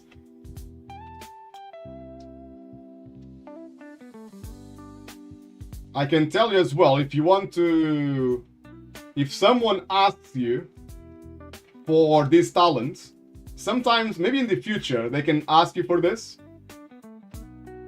The Bestow Wernstone. Sometimes people ask you for this in specific dungeons, it might be needed. Right now, some people, not a lot, but some people might ask you to use this in Necrotic Wake. On the last boss, when players are taken from the last boss to fight that adds downstairs, sometimes they ask you for this. So you can just remove this one, the talent that gives you 6 essences rather than 5. You can remove that and get that talent. That's the only, normally this is the only variation I do for Necrotic Wake. And then as an evoker, if you are on their side, you need to check with your camera, you need to adjust your camera, see where, if they are left or right. Then you go near them and they can use this to teleport quickly back to the boss. It saves them a little bit of time, maybe, I don't know, 20 seconds.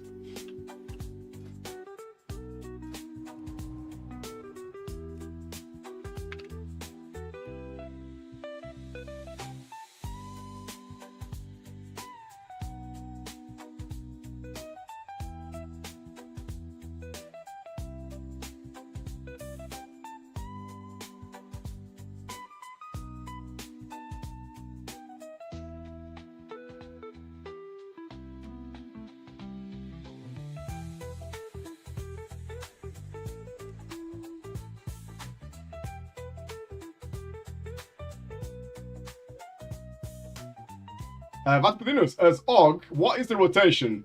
Try to understand the gameplay. So,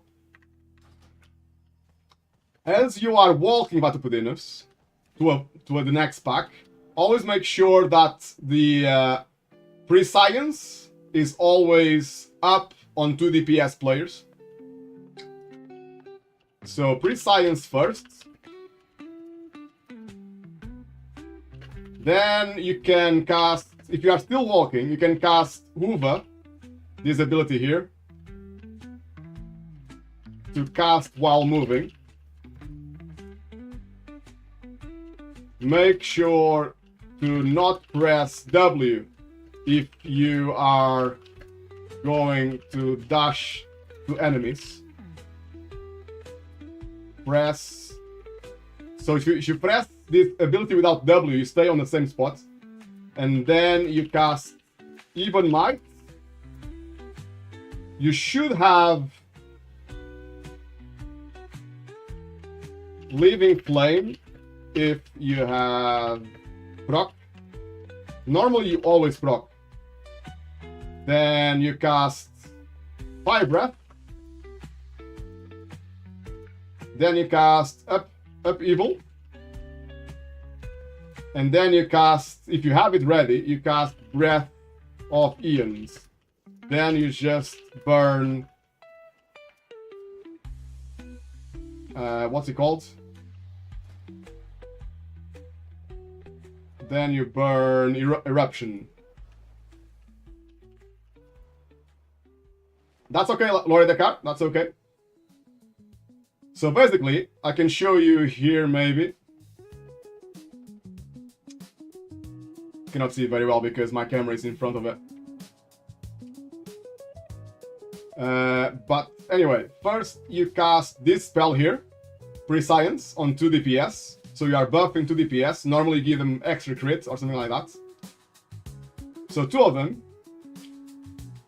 Then if you are still moving to the next pack or to the next boss, you should cast Hoover, which is this ability here. So if I cast Hoover and I don't move, look, I start flying, right? I start flying and I can cast while moving if we are still going to the next pack. If we are pressing W and I press Hoover, you're gonna dash. So you need to be careful with that. Sometimes you dash too fast in front of the tank and you can die.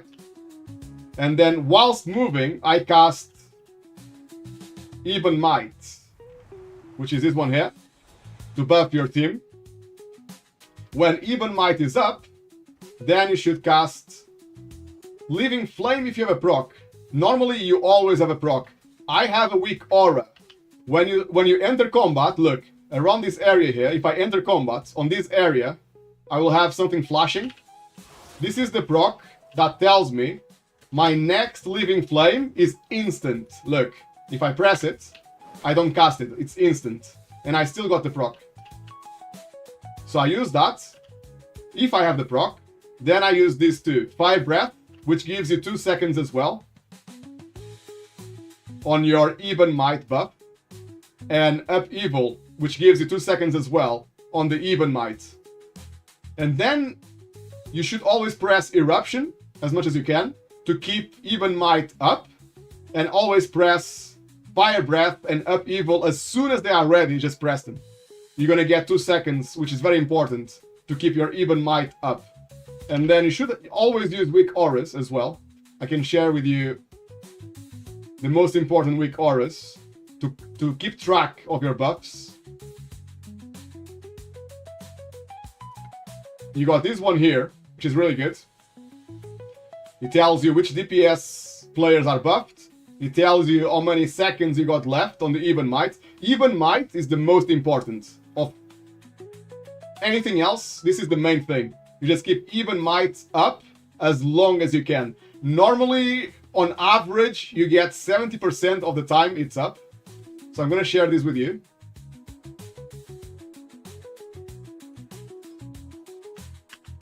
That's a very important weak aura. And I'll share with you the one I use. There's more, right? There's a lot of weak auras if you search, but I prefer those two to track my evoker stuff.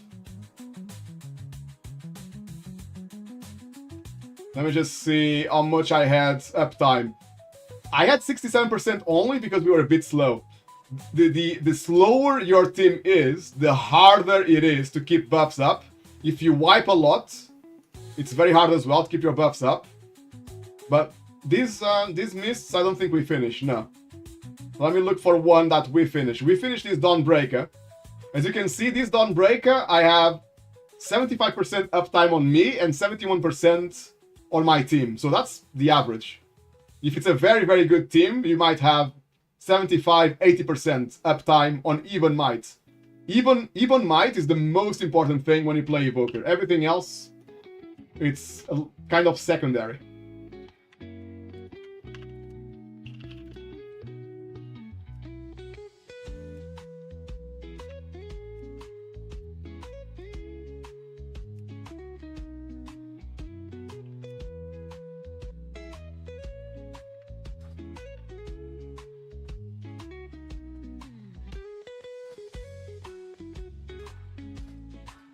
I think there was a really good website when I was... What's the second aura for?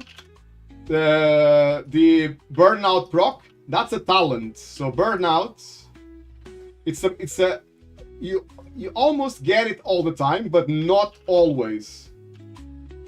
Why the hell does it not show? I cannot show you my... Oh, it's here actually. Okay. It's this talent here. So you need to be Scale Commander. If you are Scale Commander, you got this talent, yeah? Onslaught. Entering combat grants a charge of Burnout, causing your next Living Flame to cast instantly. Actually, I thought it was the percentage, but it's not. It's 100% of the time. So every single time you start combat, you get 1 instant Living Flame. And then you're gonna have talents that will tell you your Living Flame can give you a free... Oh, look, this talent here. Essence Burst. Your Living Flame has a 20% chance to give you your next Eruption, which is very important. To be free, to cost nothing. It's really important.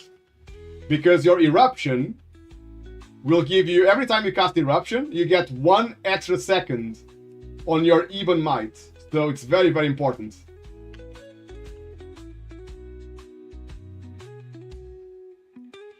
And then, yeah, playing... Ahoy, mates! Always makes me laugh. Hope you have a nice day, mates. Nice to see you.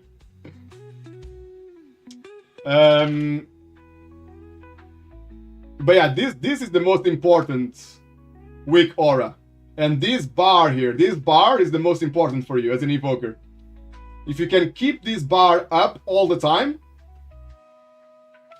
you are an amazing evoker, but it's almost impossible. Your team needs to be good. If they die, it makes it harder for you to keep it up, because the pulls will take longer. If you have a very good team and they kill everything very fast, you can actually have 100% uptime on even might. But because some teams are very slow and they die, it's almost impossible to have more than 70%. But 70% is already good.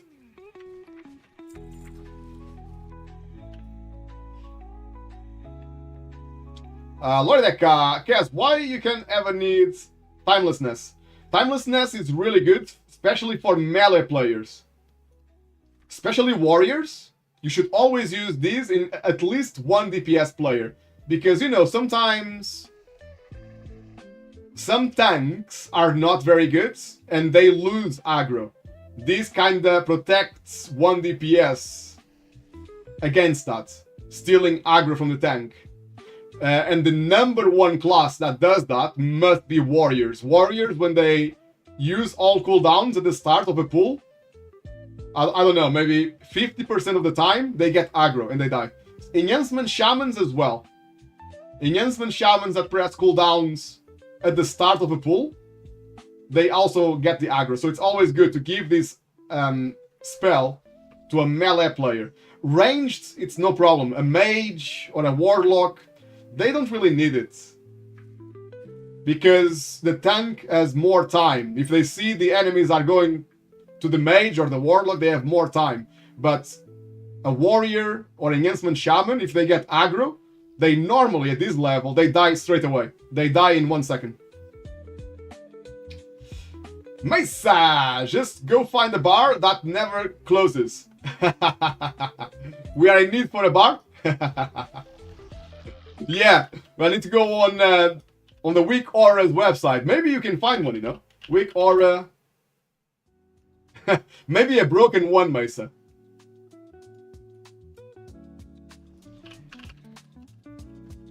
Even might 100%. Let's see. Extension helper.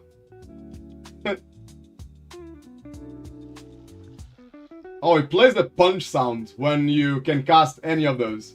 That could be a good reminder as well. I'm always looking at those anyway. Oh, I'm always looking. That's why they are here, underneath my stuff. All my stuff is here. I'm always looking.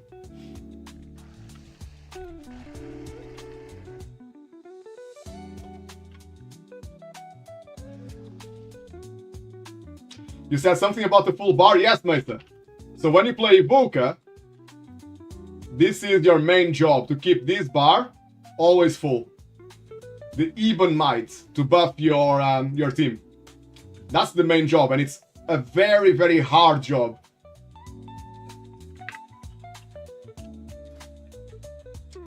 Man, guys, no luck at all.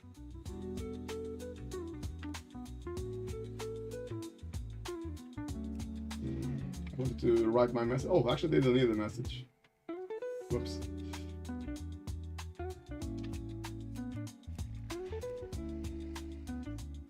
There's a 14 Necrotic Wake. Maybe we can get invited to this one. I only need 114. Maybe you will invite me. Maybe not. GB, just impossible. I hate that place. SOB, maybe.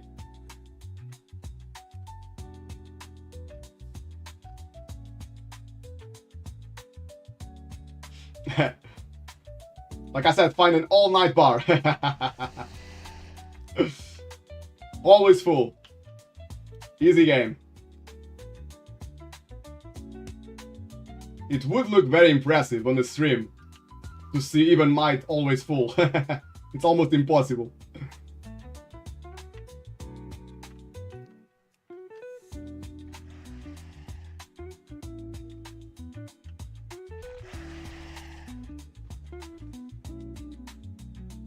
Right, guys, I might need... How much tea do I have? I have a little bit left.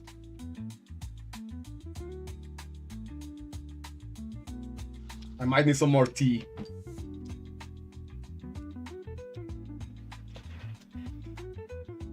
Lord of the Cast. So if I have Burnout, I cast Living Flame.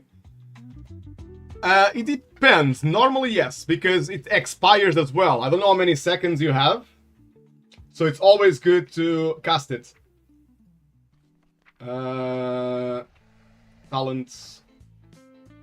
He actually does not say. Let me see how many seconds you have. I'm just gonna check here. We should show up here. Oh, 15 seconds. You have 15 seconds to use it. Otherwise, it expires. So, yeah.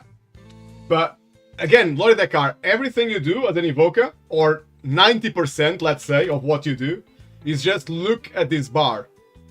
So, if this bar is like here, at the bottom, almost expiring, then you need to cast Fire Breath, Upheaval, or Eruption. That should be your priority all the time, just keep the bar up. So if you know you're gonna lose this bar, even Might, there's no point to cast Living Flame, because Living Flame does not keep the bar up.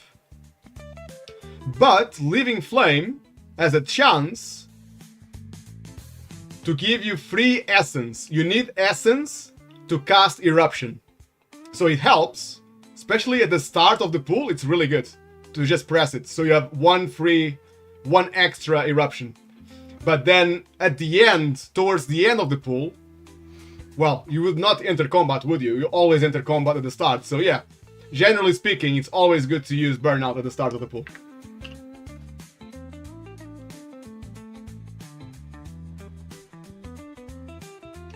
Right, guys, I'm just gonna get more tea. I'll be 2 minutes. If you guys want to play a key, let me know. I can log on the Druid. I think we played enough on the Evoker. But if you guys are chilling, that's fine too. Be back in a second.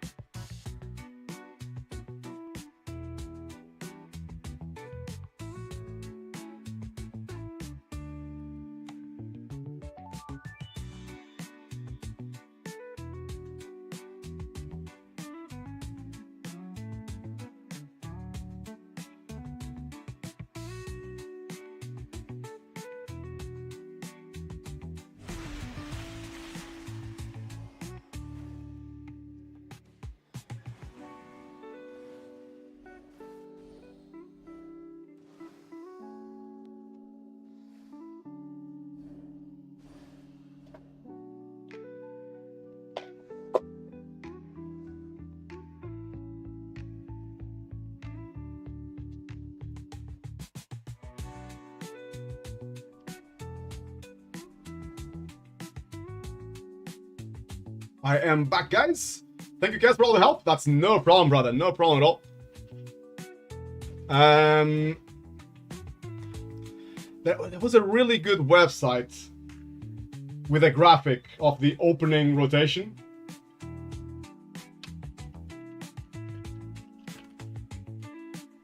Let me see if I can find it for you. It's easier than reading, right? If you have a graph. I think it's actually it's Wowhead, I think. I'm just gonna share that with you. It might make more sense than me explaining to you. So you have a graph here. So this, normally you only need to press it maybe once every 5 minutes or every 10 minutes. Normally you put this on the tank at the start. And if the tank does not die, they will just keep it for a very long time. So you don't have to worry much about this. The blistering scales. You should just give it to the tank before the key starts, when you buff everyone. This is the pull for raids, by the way. This is what you do on a raid, on a boss. That's why they put Living Flame first. Just because you got 2 seconds or 1.5 seconds if you have a lot of haste. Just so you see the tank moving and you start casting this because the fight has not started, right? But on Mythic Plus, this is not correct. You cannot do this in Mythic Plus. In Mythic Plus, you are still walking far, far away from the next enemy. You just start here. You put this pre-science on 2 DPS. Then here, again, remember guys, this is a boss. So here, in the middle here, you need to cast Hoover. So you can cast any spells. Look. It's this ability here. Hoover, yeah? It allows you to keep walking, basically, and keep casting. So you cast that. After you've done that, you can press Hoover. So you keep walking, and you cast Even Might. Then, I didn't talk about Tip of the Scales, because I have a macro for this. I don't even think about this spell. And to be honest with you, I do this on every single class I play in World of Warcraft. If I see abilities that are just a waste of space, I put them in a macro. This is one of those abilities. Yes, you can find situations where it's good to save it, maybe, I don't know, but it doesn't matter. This one, look, I can show you the macro. I just put it here. So I just do a macro like this.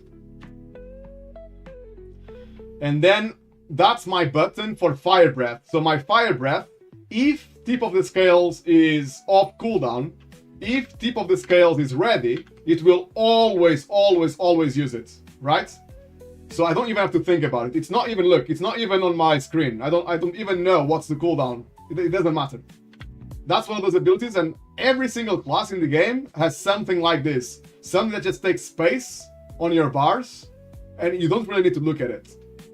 Then you have Fire Breath. It doesn't have Eruption here straight away, but I think, personally, I prefer Eruption here, right next to the Fire Breath, instead of Breath of Eons. Because when you cast Breath of Eons, you get a mini Bloodlust just for you. So you cast faster, but only you. So I don't want to waste casting faster on this ability, Upheaval. I don't care about this. I use it here, then I use Breath of Eons, and then I just keep pressing Eruption non-stop. You're gonna press maybe 20 Eruptions. And if you want to have a little bit more DPS, it's not a lot, so you don't have to do it. You should change your target every single time you cast Eruption. Because targets that are affected by one Eruption will get Bombardments, which is another talent that everyone uses in Mythic Plus anyway. So Bombardments are here. Again, Scale Commander. If you use the other one, it doesn't matter. But your main target from your Eruption will get a mark. It's like a Hunter's Mark. They are marked. And then if anyone in your team, another DPS or the tank, deals damage to that marked target, the bombardments activate. So it does AoE damage, there's like an explosion around that enemy.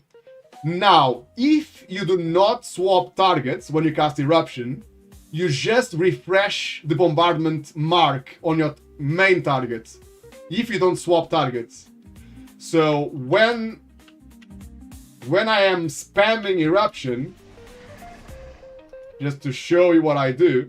So if I'm spamming eruption, I'm doing this. I'm just pressing tab all the time. So I do eruption there. I do eruption, then I swap target, eruption again. I swap target, eruption again. I just keep moving targets to have a little bit of extra damage from bombardments. So normally you can get 1 million DPS as an evoker. With a good team, with a very good team, you can get 2 million. I had that before with very experienced players who have a lot of DPS, and they were also cycling targets, I think. I had 2 million DPS, which as an evoker, it's almost impossible to have 2 million DPS. But yeah, if you keep pressing tab and spreading eruption, you get a lot of DPS. But on low keys, with average players, it's not very important. You can just press eruption on one target, it's fine.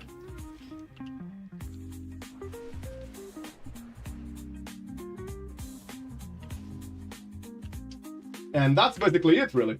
This is the rotation. Then when everything is on cooldown, so you use all of this at the start of the pool, everything is on cooldown. After this, you only press eruption as much as you can. Every time you can, you press eruption. And you press fire breath and upheaval. These two, you cast them as soon as you can, you cast them again. Because they give you 2 seconds. Eruption gives you 1 second on the even might buff. So these 3 are always being used. And obviously, you need to keep your DPS players with these 2 buffs as well. And that is Augmentation Evoker for you.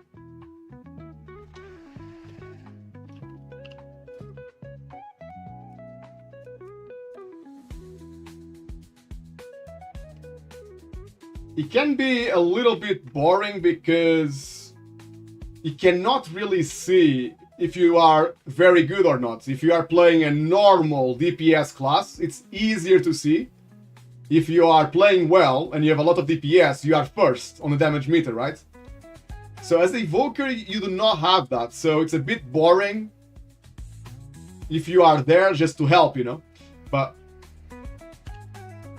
it's what people invite, so it's the meta, so there you go. I don't mind it a lot, to be honest. I still like Evoker. I think you can help the healer a lot. You can help your team a lot. Maybe it's the class in the game that can help the healer the most. Because you have Zephyr. Zephyr is like one of the best spells in the game for Mythic Plus. You reduce AoE damage by 20% for all your team for 9 seconds, which is really good. And you increase the movement speed as well, so people walk faster as well when you press Zephyr. It's a really good ability. And then Upheaval, so this ability, which is actually in your rotation. 1 second. Where did he go? It's one of the things that I really like about Evoker, or Augmentation Evoker, is that this ability here is in your rotation. So 90% of the DPS classes in this game do not have an ability in their normal rotation, something they press all the time, that stops the enemies from casting. And this ability basically makes the enemies go up in the air for 1 or 2 seconds, and they stop casting. And you are, as an evoker, you are always pressing this ability as much as you can. And I think, I could be wrong, but I think it's the only DPS class that has crowd control in their rotation, which is amazing. I think all classes in the game should have an ability like this. Like stun the enemy and you get lots of damage, or your rotation is better because you stun the enemy. At the moment, if you stun as a DPS player, you probably are going to lose a little bit of DPS because you stop your rotation. Loredeka, well, I would want to try my Evoker. Is 619 still. That should be okay up to plus 10 maybe? Plus 10 or lower, you should be okay.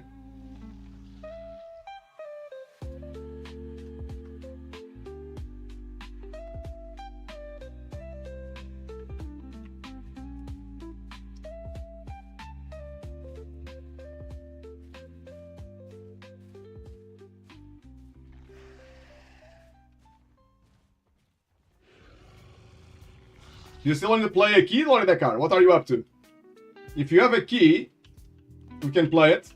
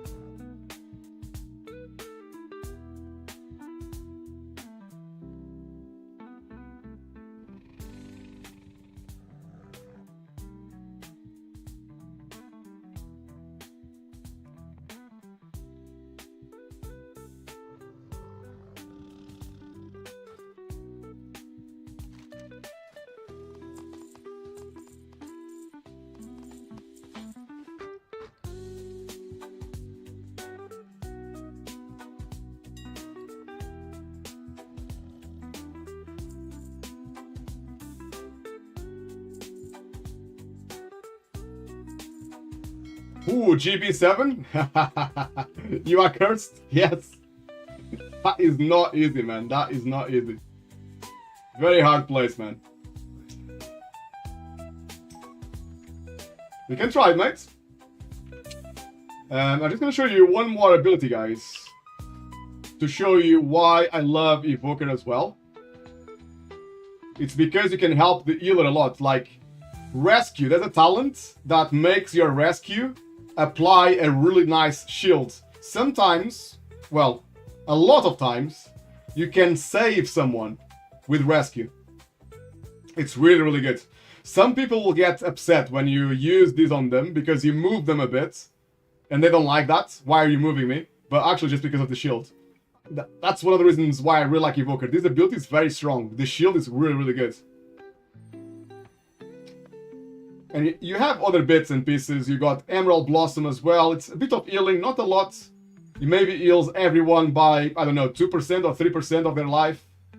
But sometimes it can help. But the main thing is Rescue and the other one I just said, Zephyr. Where the hell is Zephyr? It's on my bars here, but I cannot see it here. Maybe I'm being blind?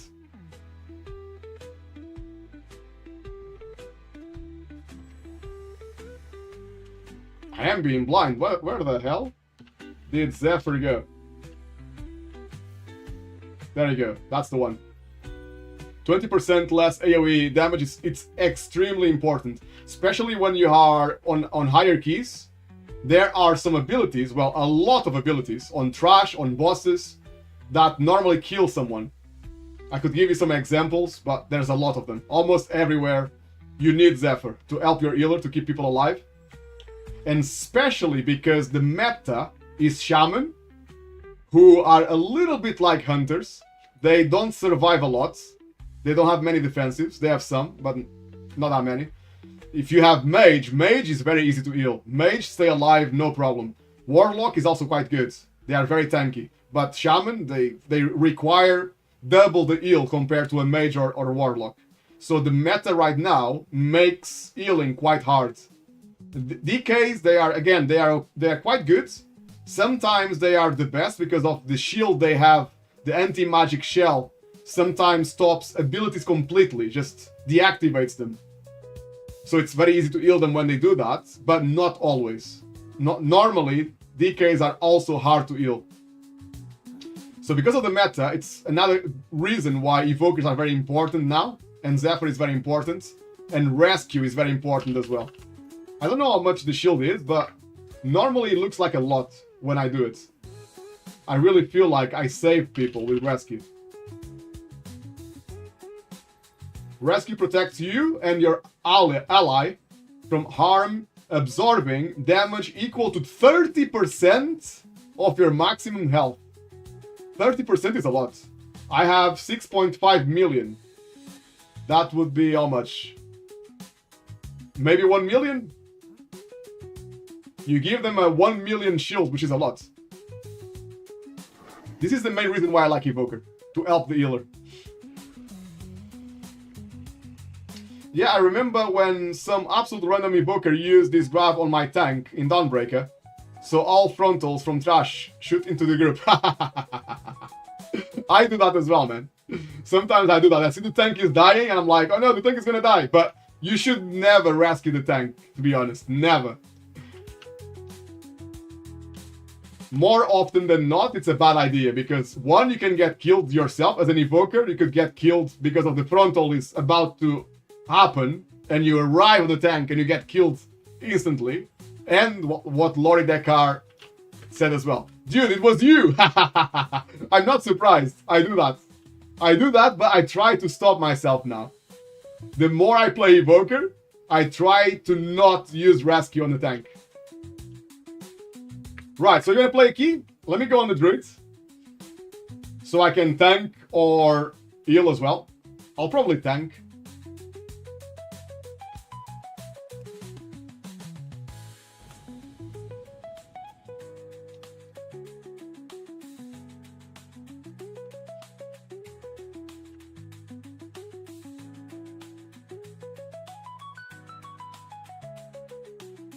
I might have a good key as well on the Druid. Actually, I didn't check yet. I need to have a look.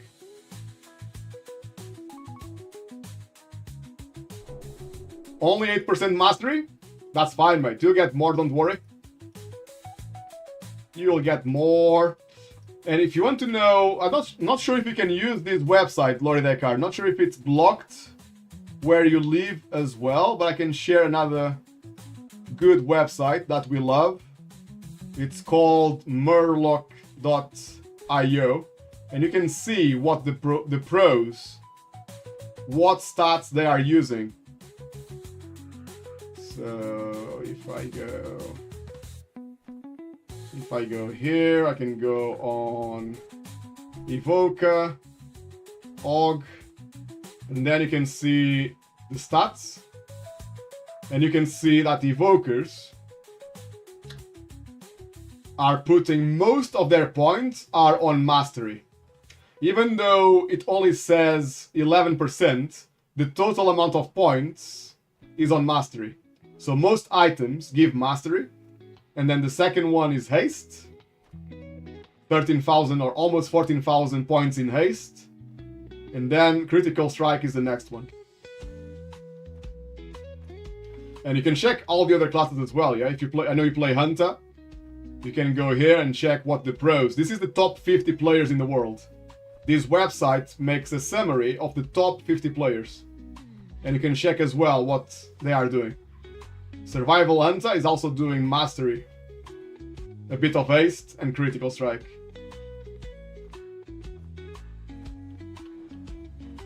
Let me just see what key I'm gonna get.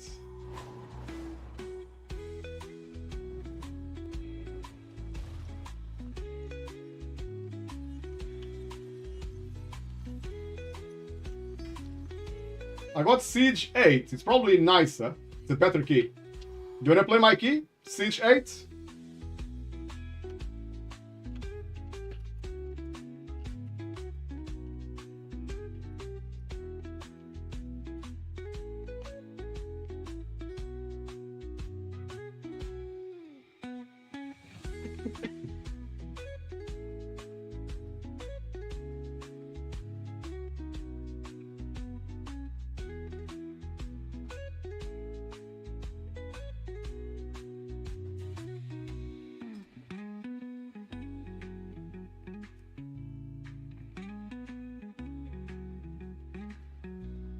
Okay, let's play Siege 8.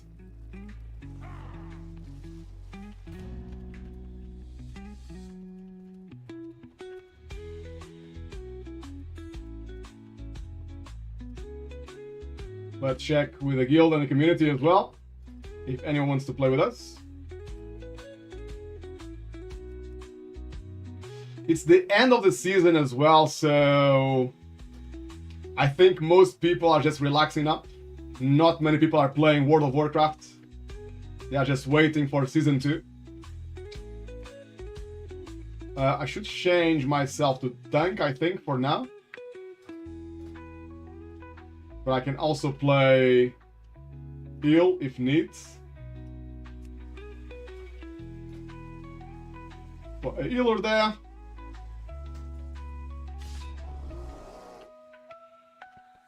Just waiting for a guild and...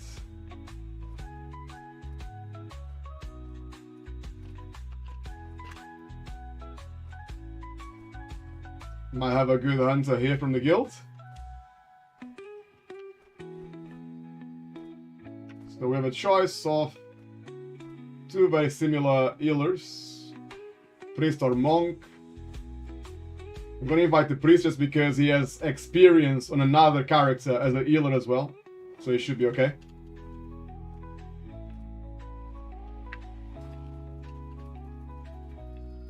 And now I would really like a tanky DPS player because I know hunters need a lot of healing.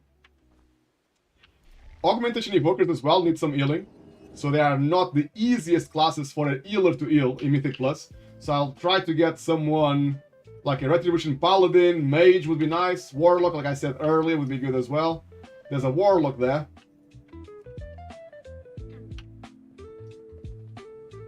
And ideally someone with some experience, because the Hunter only has half an hour. It cannot take too long.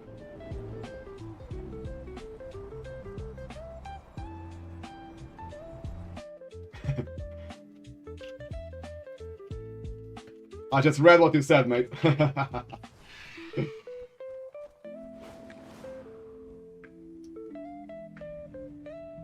There's a big experienced druid here. The only problem with experienced players is that they are sometimes very impatient. So one small thing and they leave.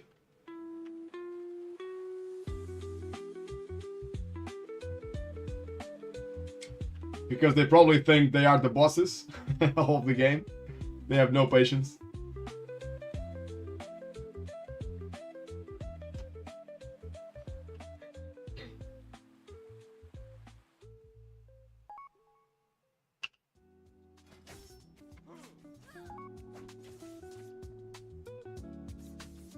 I really don't want a rogue. Rogues are also hard to heal. There's the Retribution Paladin here. Or a big mage. Very experienced mage, but the Paladin has a bit more gear. 625, so I think this Paladin will be the easiest to heal.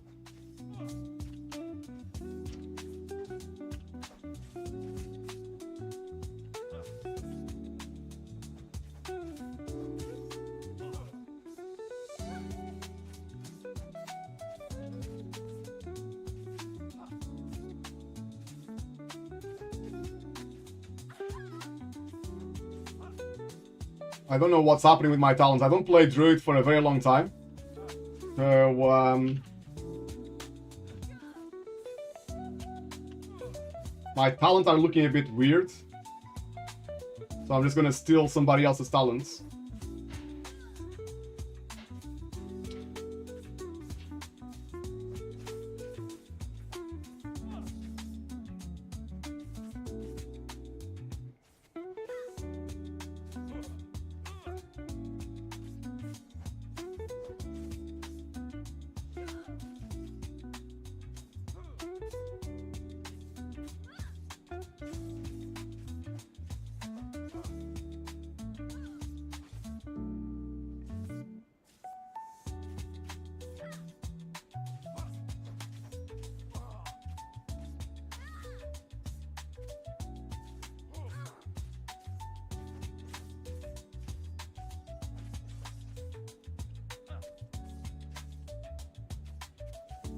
That's better. Everything is working now.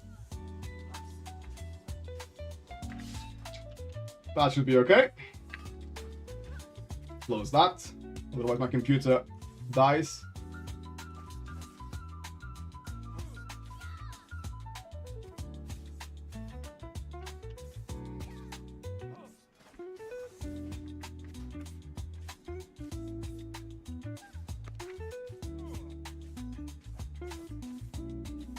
You need a summon, Lord Descartes, are you okay?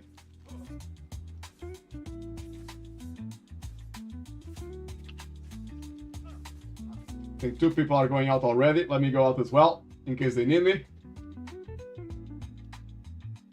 Oh, I think they are hordes.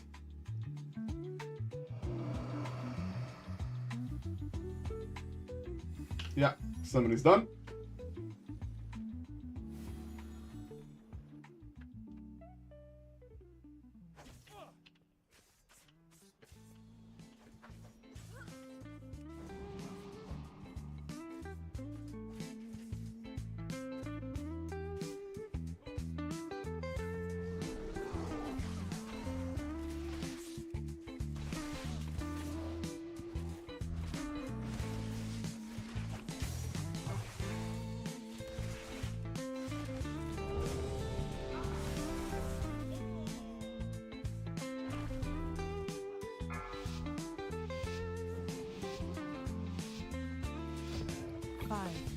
Let's have some fun, guys. 2, Page 8. Myself on the tanking. and Lord Descartes is playing with us as well.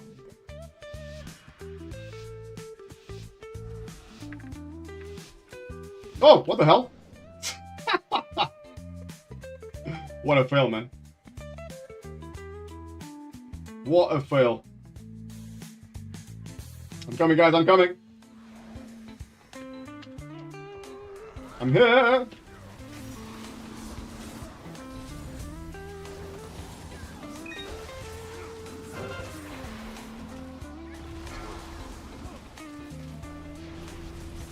Stop casting. Stop casting.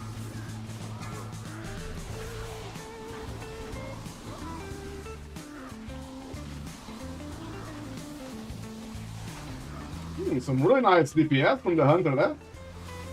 Well played, well played.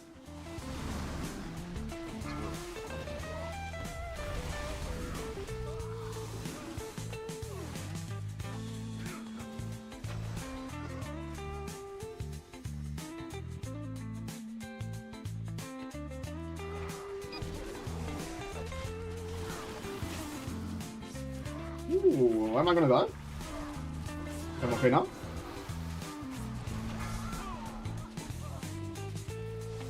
I did ask for a Bloodlust, but I don't think we're gonna get Bloodlust.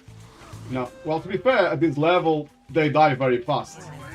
Truth be told, I don't think Bloodlust is actually a good idea here. Now that I think about it. Oh, and he got the extra affix.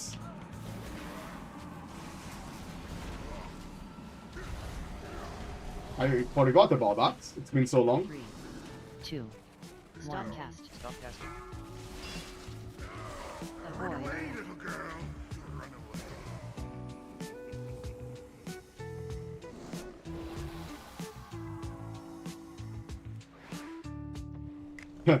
The Hunter is saying it's a bit rusty, but it looks very good to me. It's playing really well.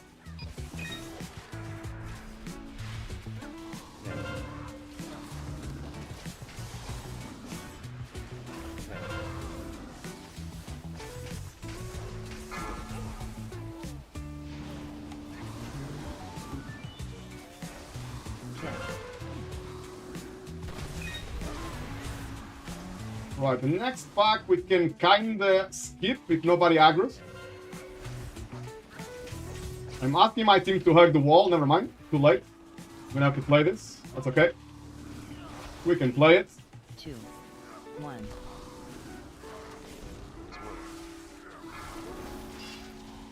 in the void, Epic. the void consumes everything.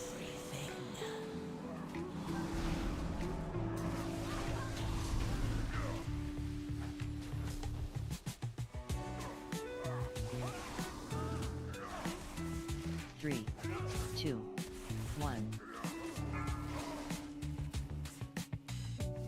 Just speed buff my team. That's better.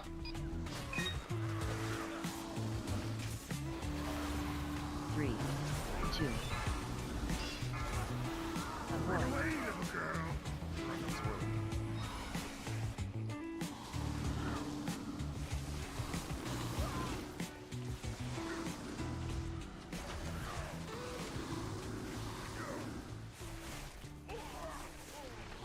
Our hunter hasn't played in 3 weeks. Avoid. But he's doing really, really well.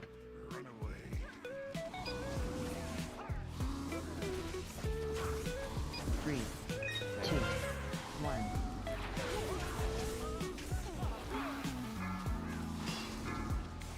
Avoid.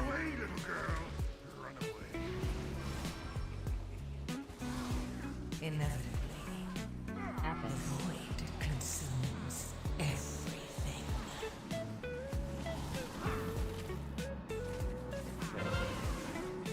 3, 2, 1. Avoid. Very nice, guys. Very nice.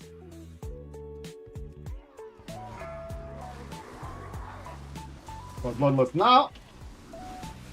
Happy days. Beware.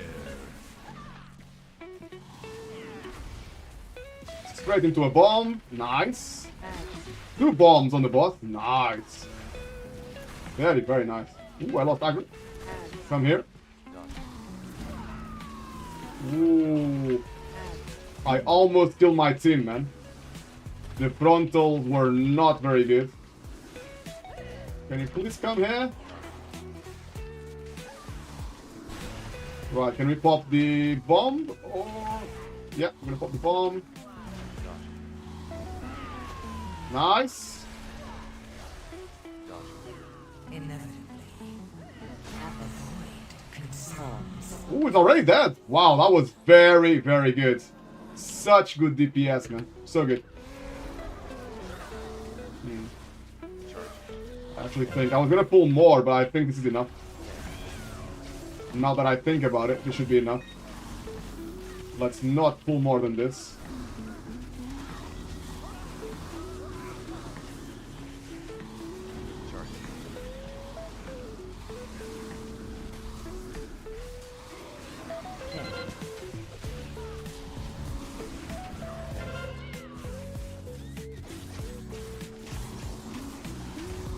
Okay, really good.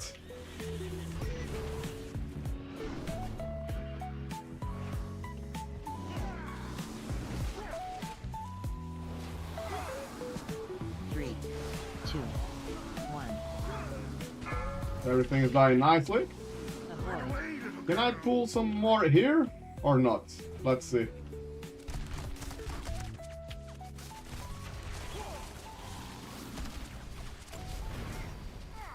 Yeah, we can pull some more now, maybe. Well Three. played, Polly. 2, 1. Inevitably, the Avoid. void consumes everything.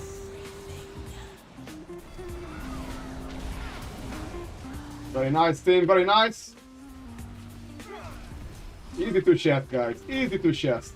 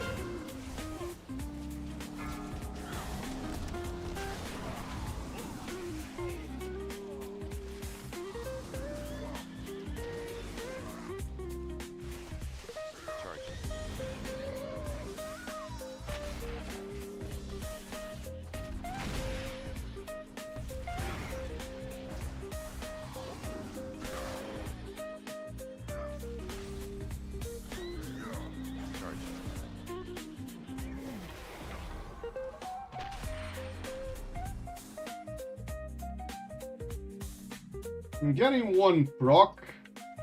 I don't know what this proc means. Is it for my... Oh yeah, okay. I get two moon... is it moonfire? Yeah, 2 moonfires instead of 1, okay. I understand you now.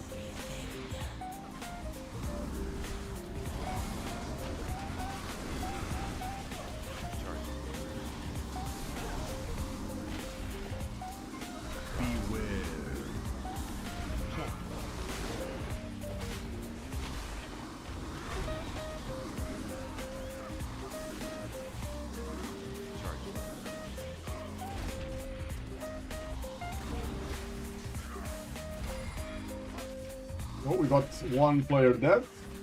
Let's make sure we rest before we pull the boss.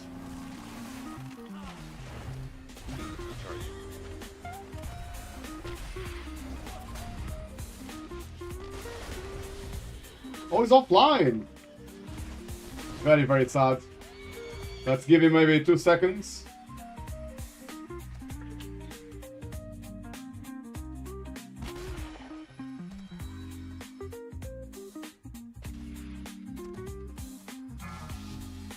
Oh, he's here now.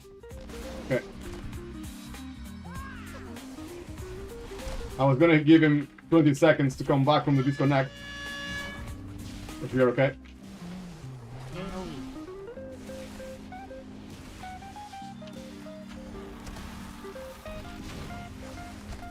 Inevitably, the void consumes everything.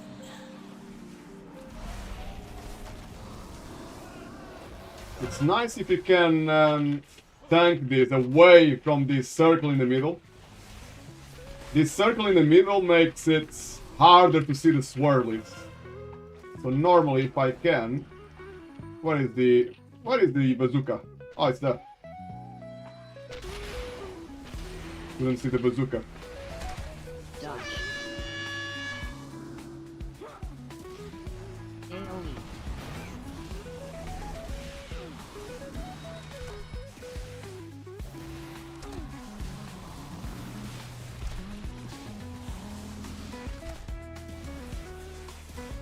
Dodge.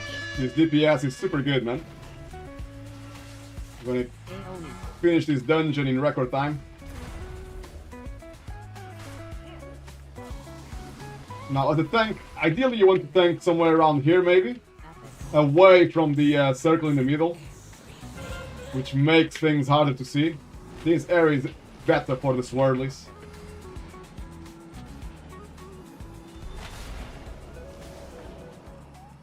Pronto now, don't forget, as soon as you engage with the boss, you get the Pronto. Always good to get it away from the team as a tank.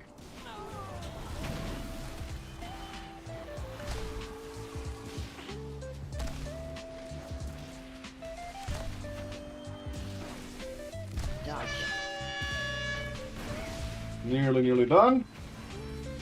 There we go, team. Well played. You can hug this right side. The right side is always protected.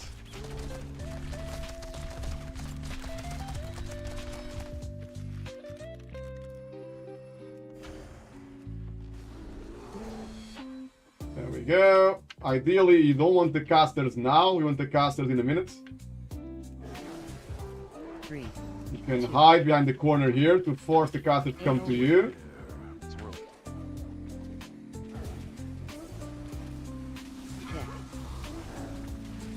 Avoid. Beware. Try to stay near the wall so my team and I can hide.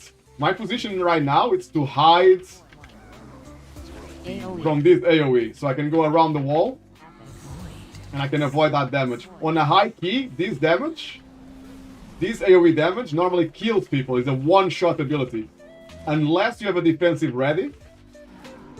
From 15 or 16 or 17, I don't know. Not sure. Oh, there's a monkey here. LOL. You can actually die. 3. 2. AoE. AoE coming. You can hide behind the wall. I'm losing aggro now. Just too slow with my aggro. Beware. Now I'm not tanking in the correct place. Kick. I'm tanking in the wrong place. This is annoying. Kick 2. 1. AoE. Okay, this should be easy to hide. You don't see a lot of tanks doing this, but it's a lot easier if you tank near a wall. Avoid. Especially if people actually hide. Some people do not hide. That's another problem. Kick. 3. 2. 1. AoE. Beware. Just go around the wall like this and get 0 damage. Help your healer. Apple. Void consumes. I should have aggroed this guy actually with that pack, but never mind. He's gonna give my healer 2 seconds to heal the evoker. And now I'm going with everything. 2. 1. CC. This pool is always hard. You need to use a lot of stuns on this pool. Avoid. A lot of stuns.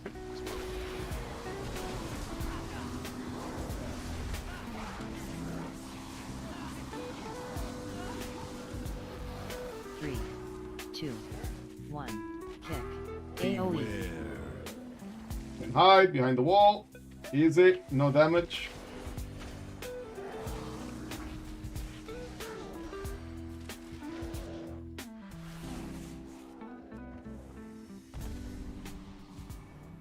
We could skip here. Let's see if the priest will soothe. Yeah, he has done it. Let's see if he soothed them all. Yeah, they're all soothed. Noise! You can do some crazy big pulls here, but I will not do it. 1. Apple. There's no need. Consumes everything. Avoid.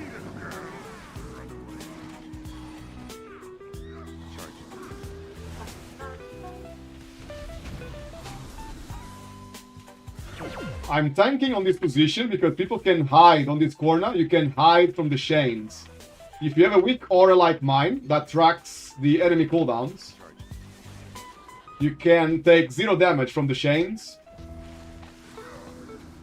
And even if people don't do it, I like to practice as a tank to stay in good spot as much as I can.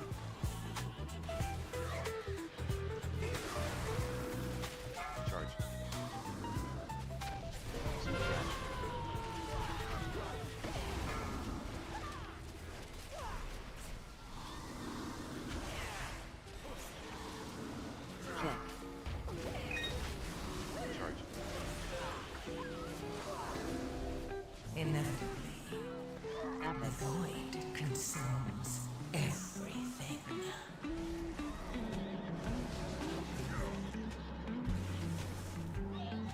We could do trash and tank now, but just to keep things simple and easy, I will not do that. Kick.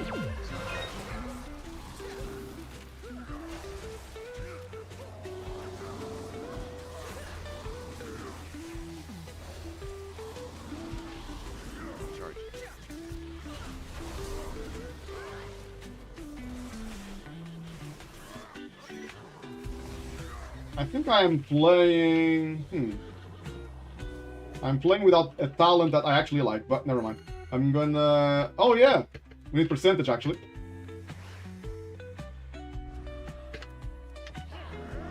Let's kill this because I need percentage anyway. 3, 2, 1. Avoid.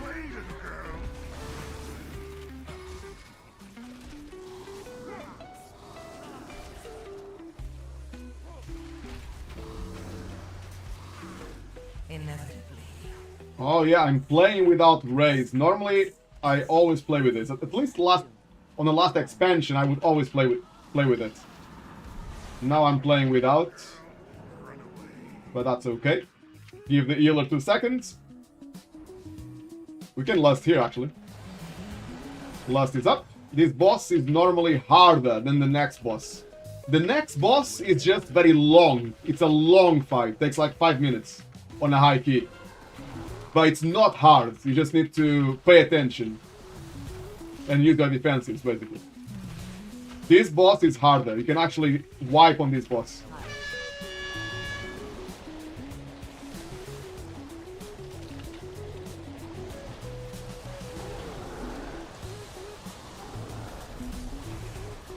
Like I said, you can actually die here.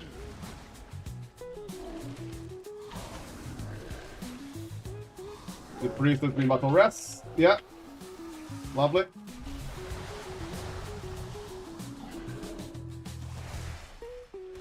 I'm trying to move the boss to this area because where we are, there's too much stuff on the floor already. That's too much stuff.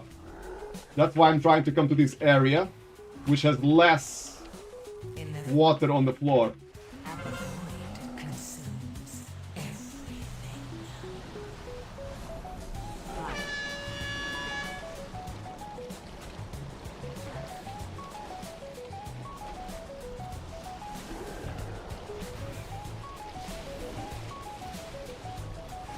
Beware. I think the boss is gonna die now, so I shouldn't need to move. 3% on the boss. 1. Nice. Easy, guys. Easy key.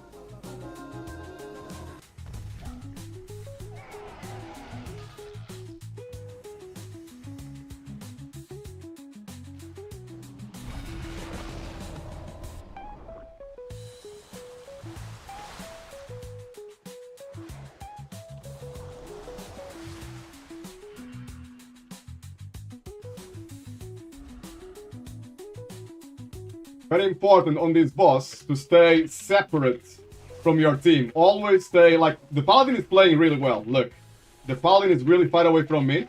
AoE. Especially on high keys, the healer needs to dispel one of these water debuffs, the putrid water or whatever it's called, instantly. If you don't dispel instantly, it's very hard to recover as a healer. To keep everyone 100% again, it's gonna be very hard. Not sure if you saw, he automatically, in 1 second, he dispelled himself. No. Don't forget to press your defensive guys to help the healer. Again, away from the paladin, in case the paladin gets dispelled quickly. Let's see who's gonna do this thing.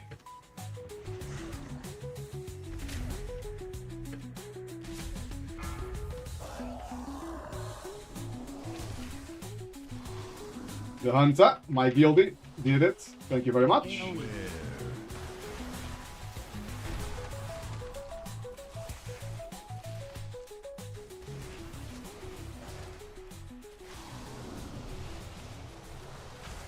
AoE.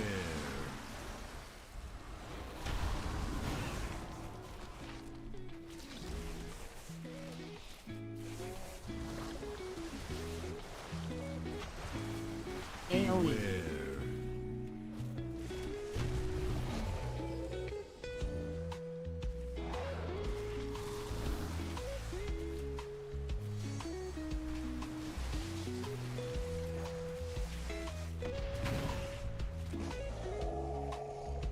Inevitably. Enter.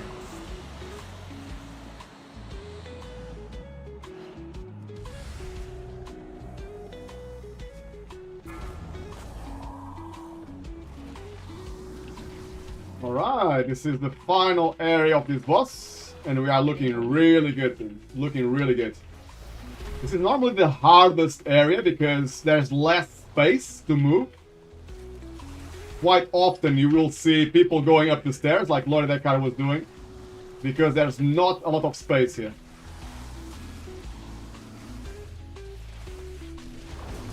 So you want to kill these last tentacles very fast. So my advice to you, especially if you play DPS, is use your cooldowns on the first tentacle, and then on the second tentacle, try to save DPS cooldowns for this fight.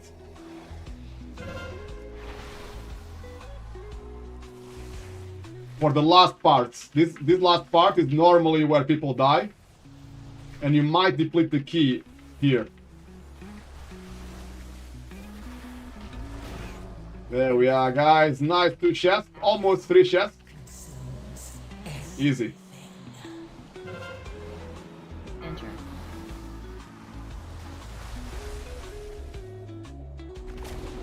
Boom. GG's. Easy, guys. Well played.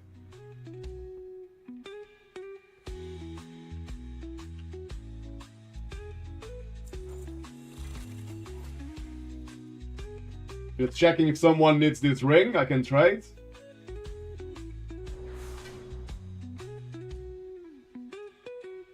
The priest wants the ring. I don't think anybody else wants the ring, so I'm just gonna give it to him. Or her.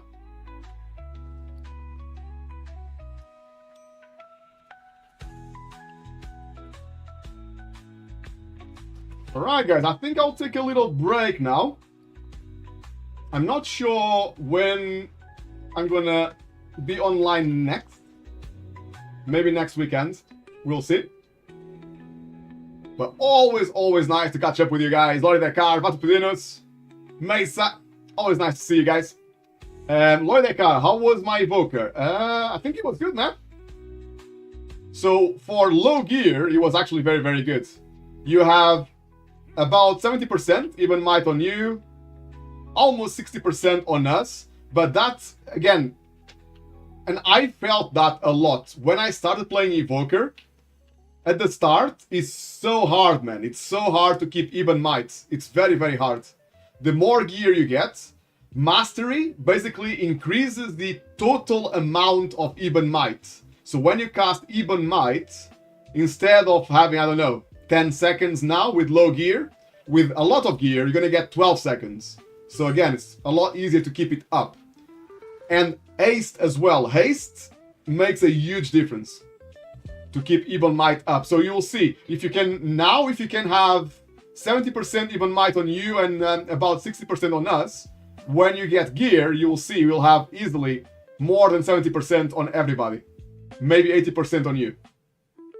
So, but very good job for now. Very good job.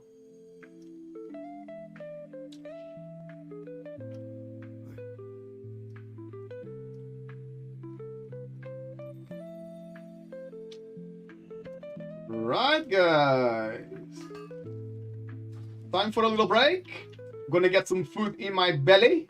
Hope you guys have a lovely rest of your Sunday.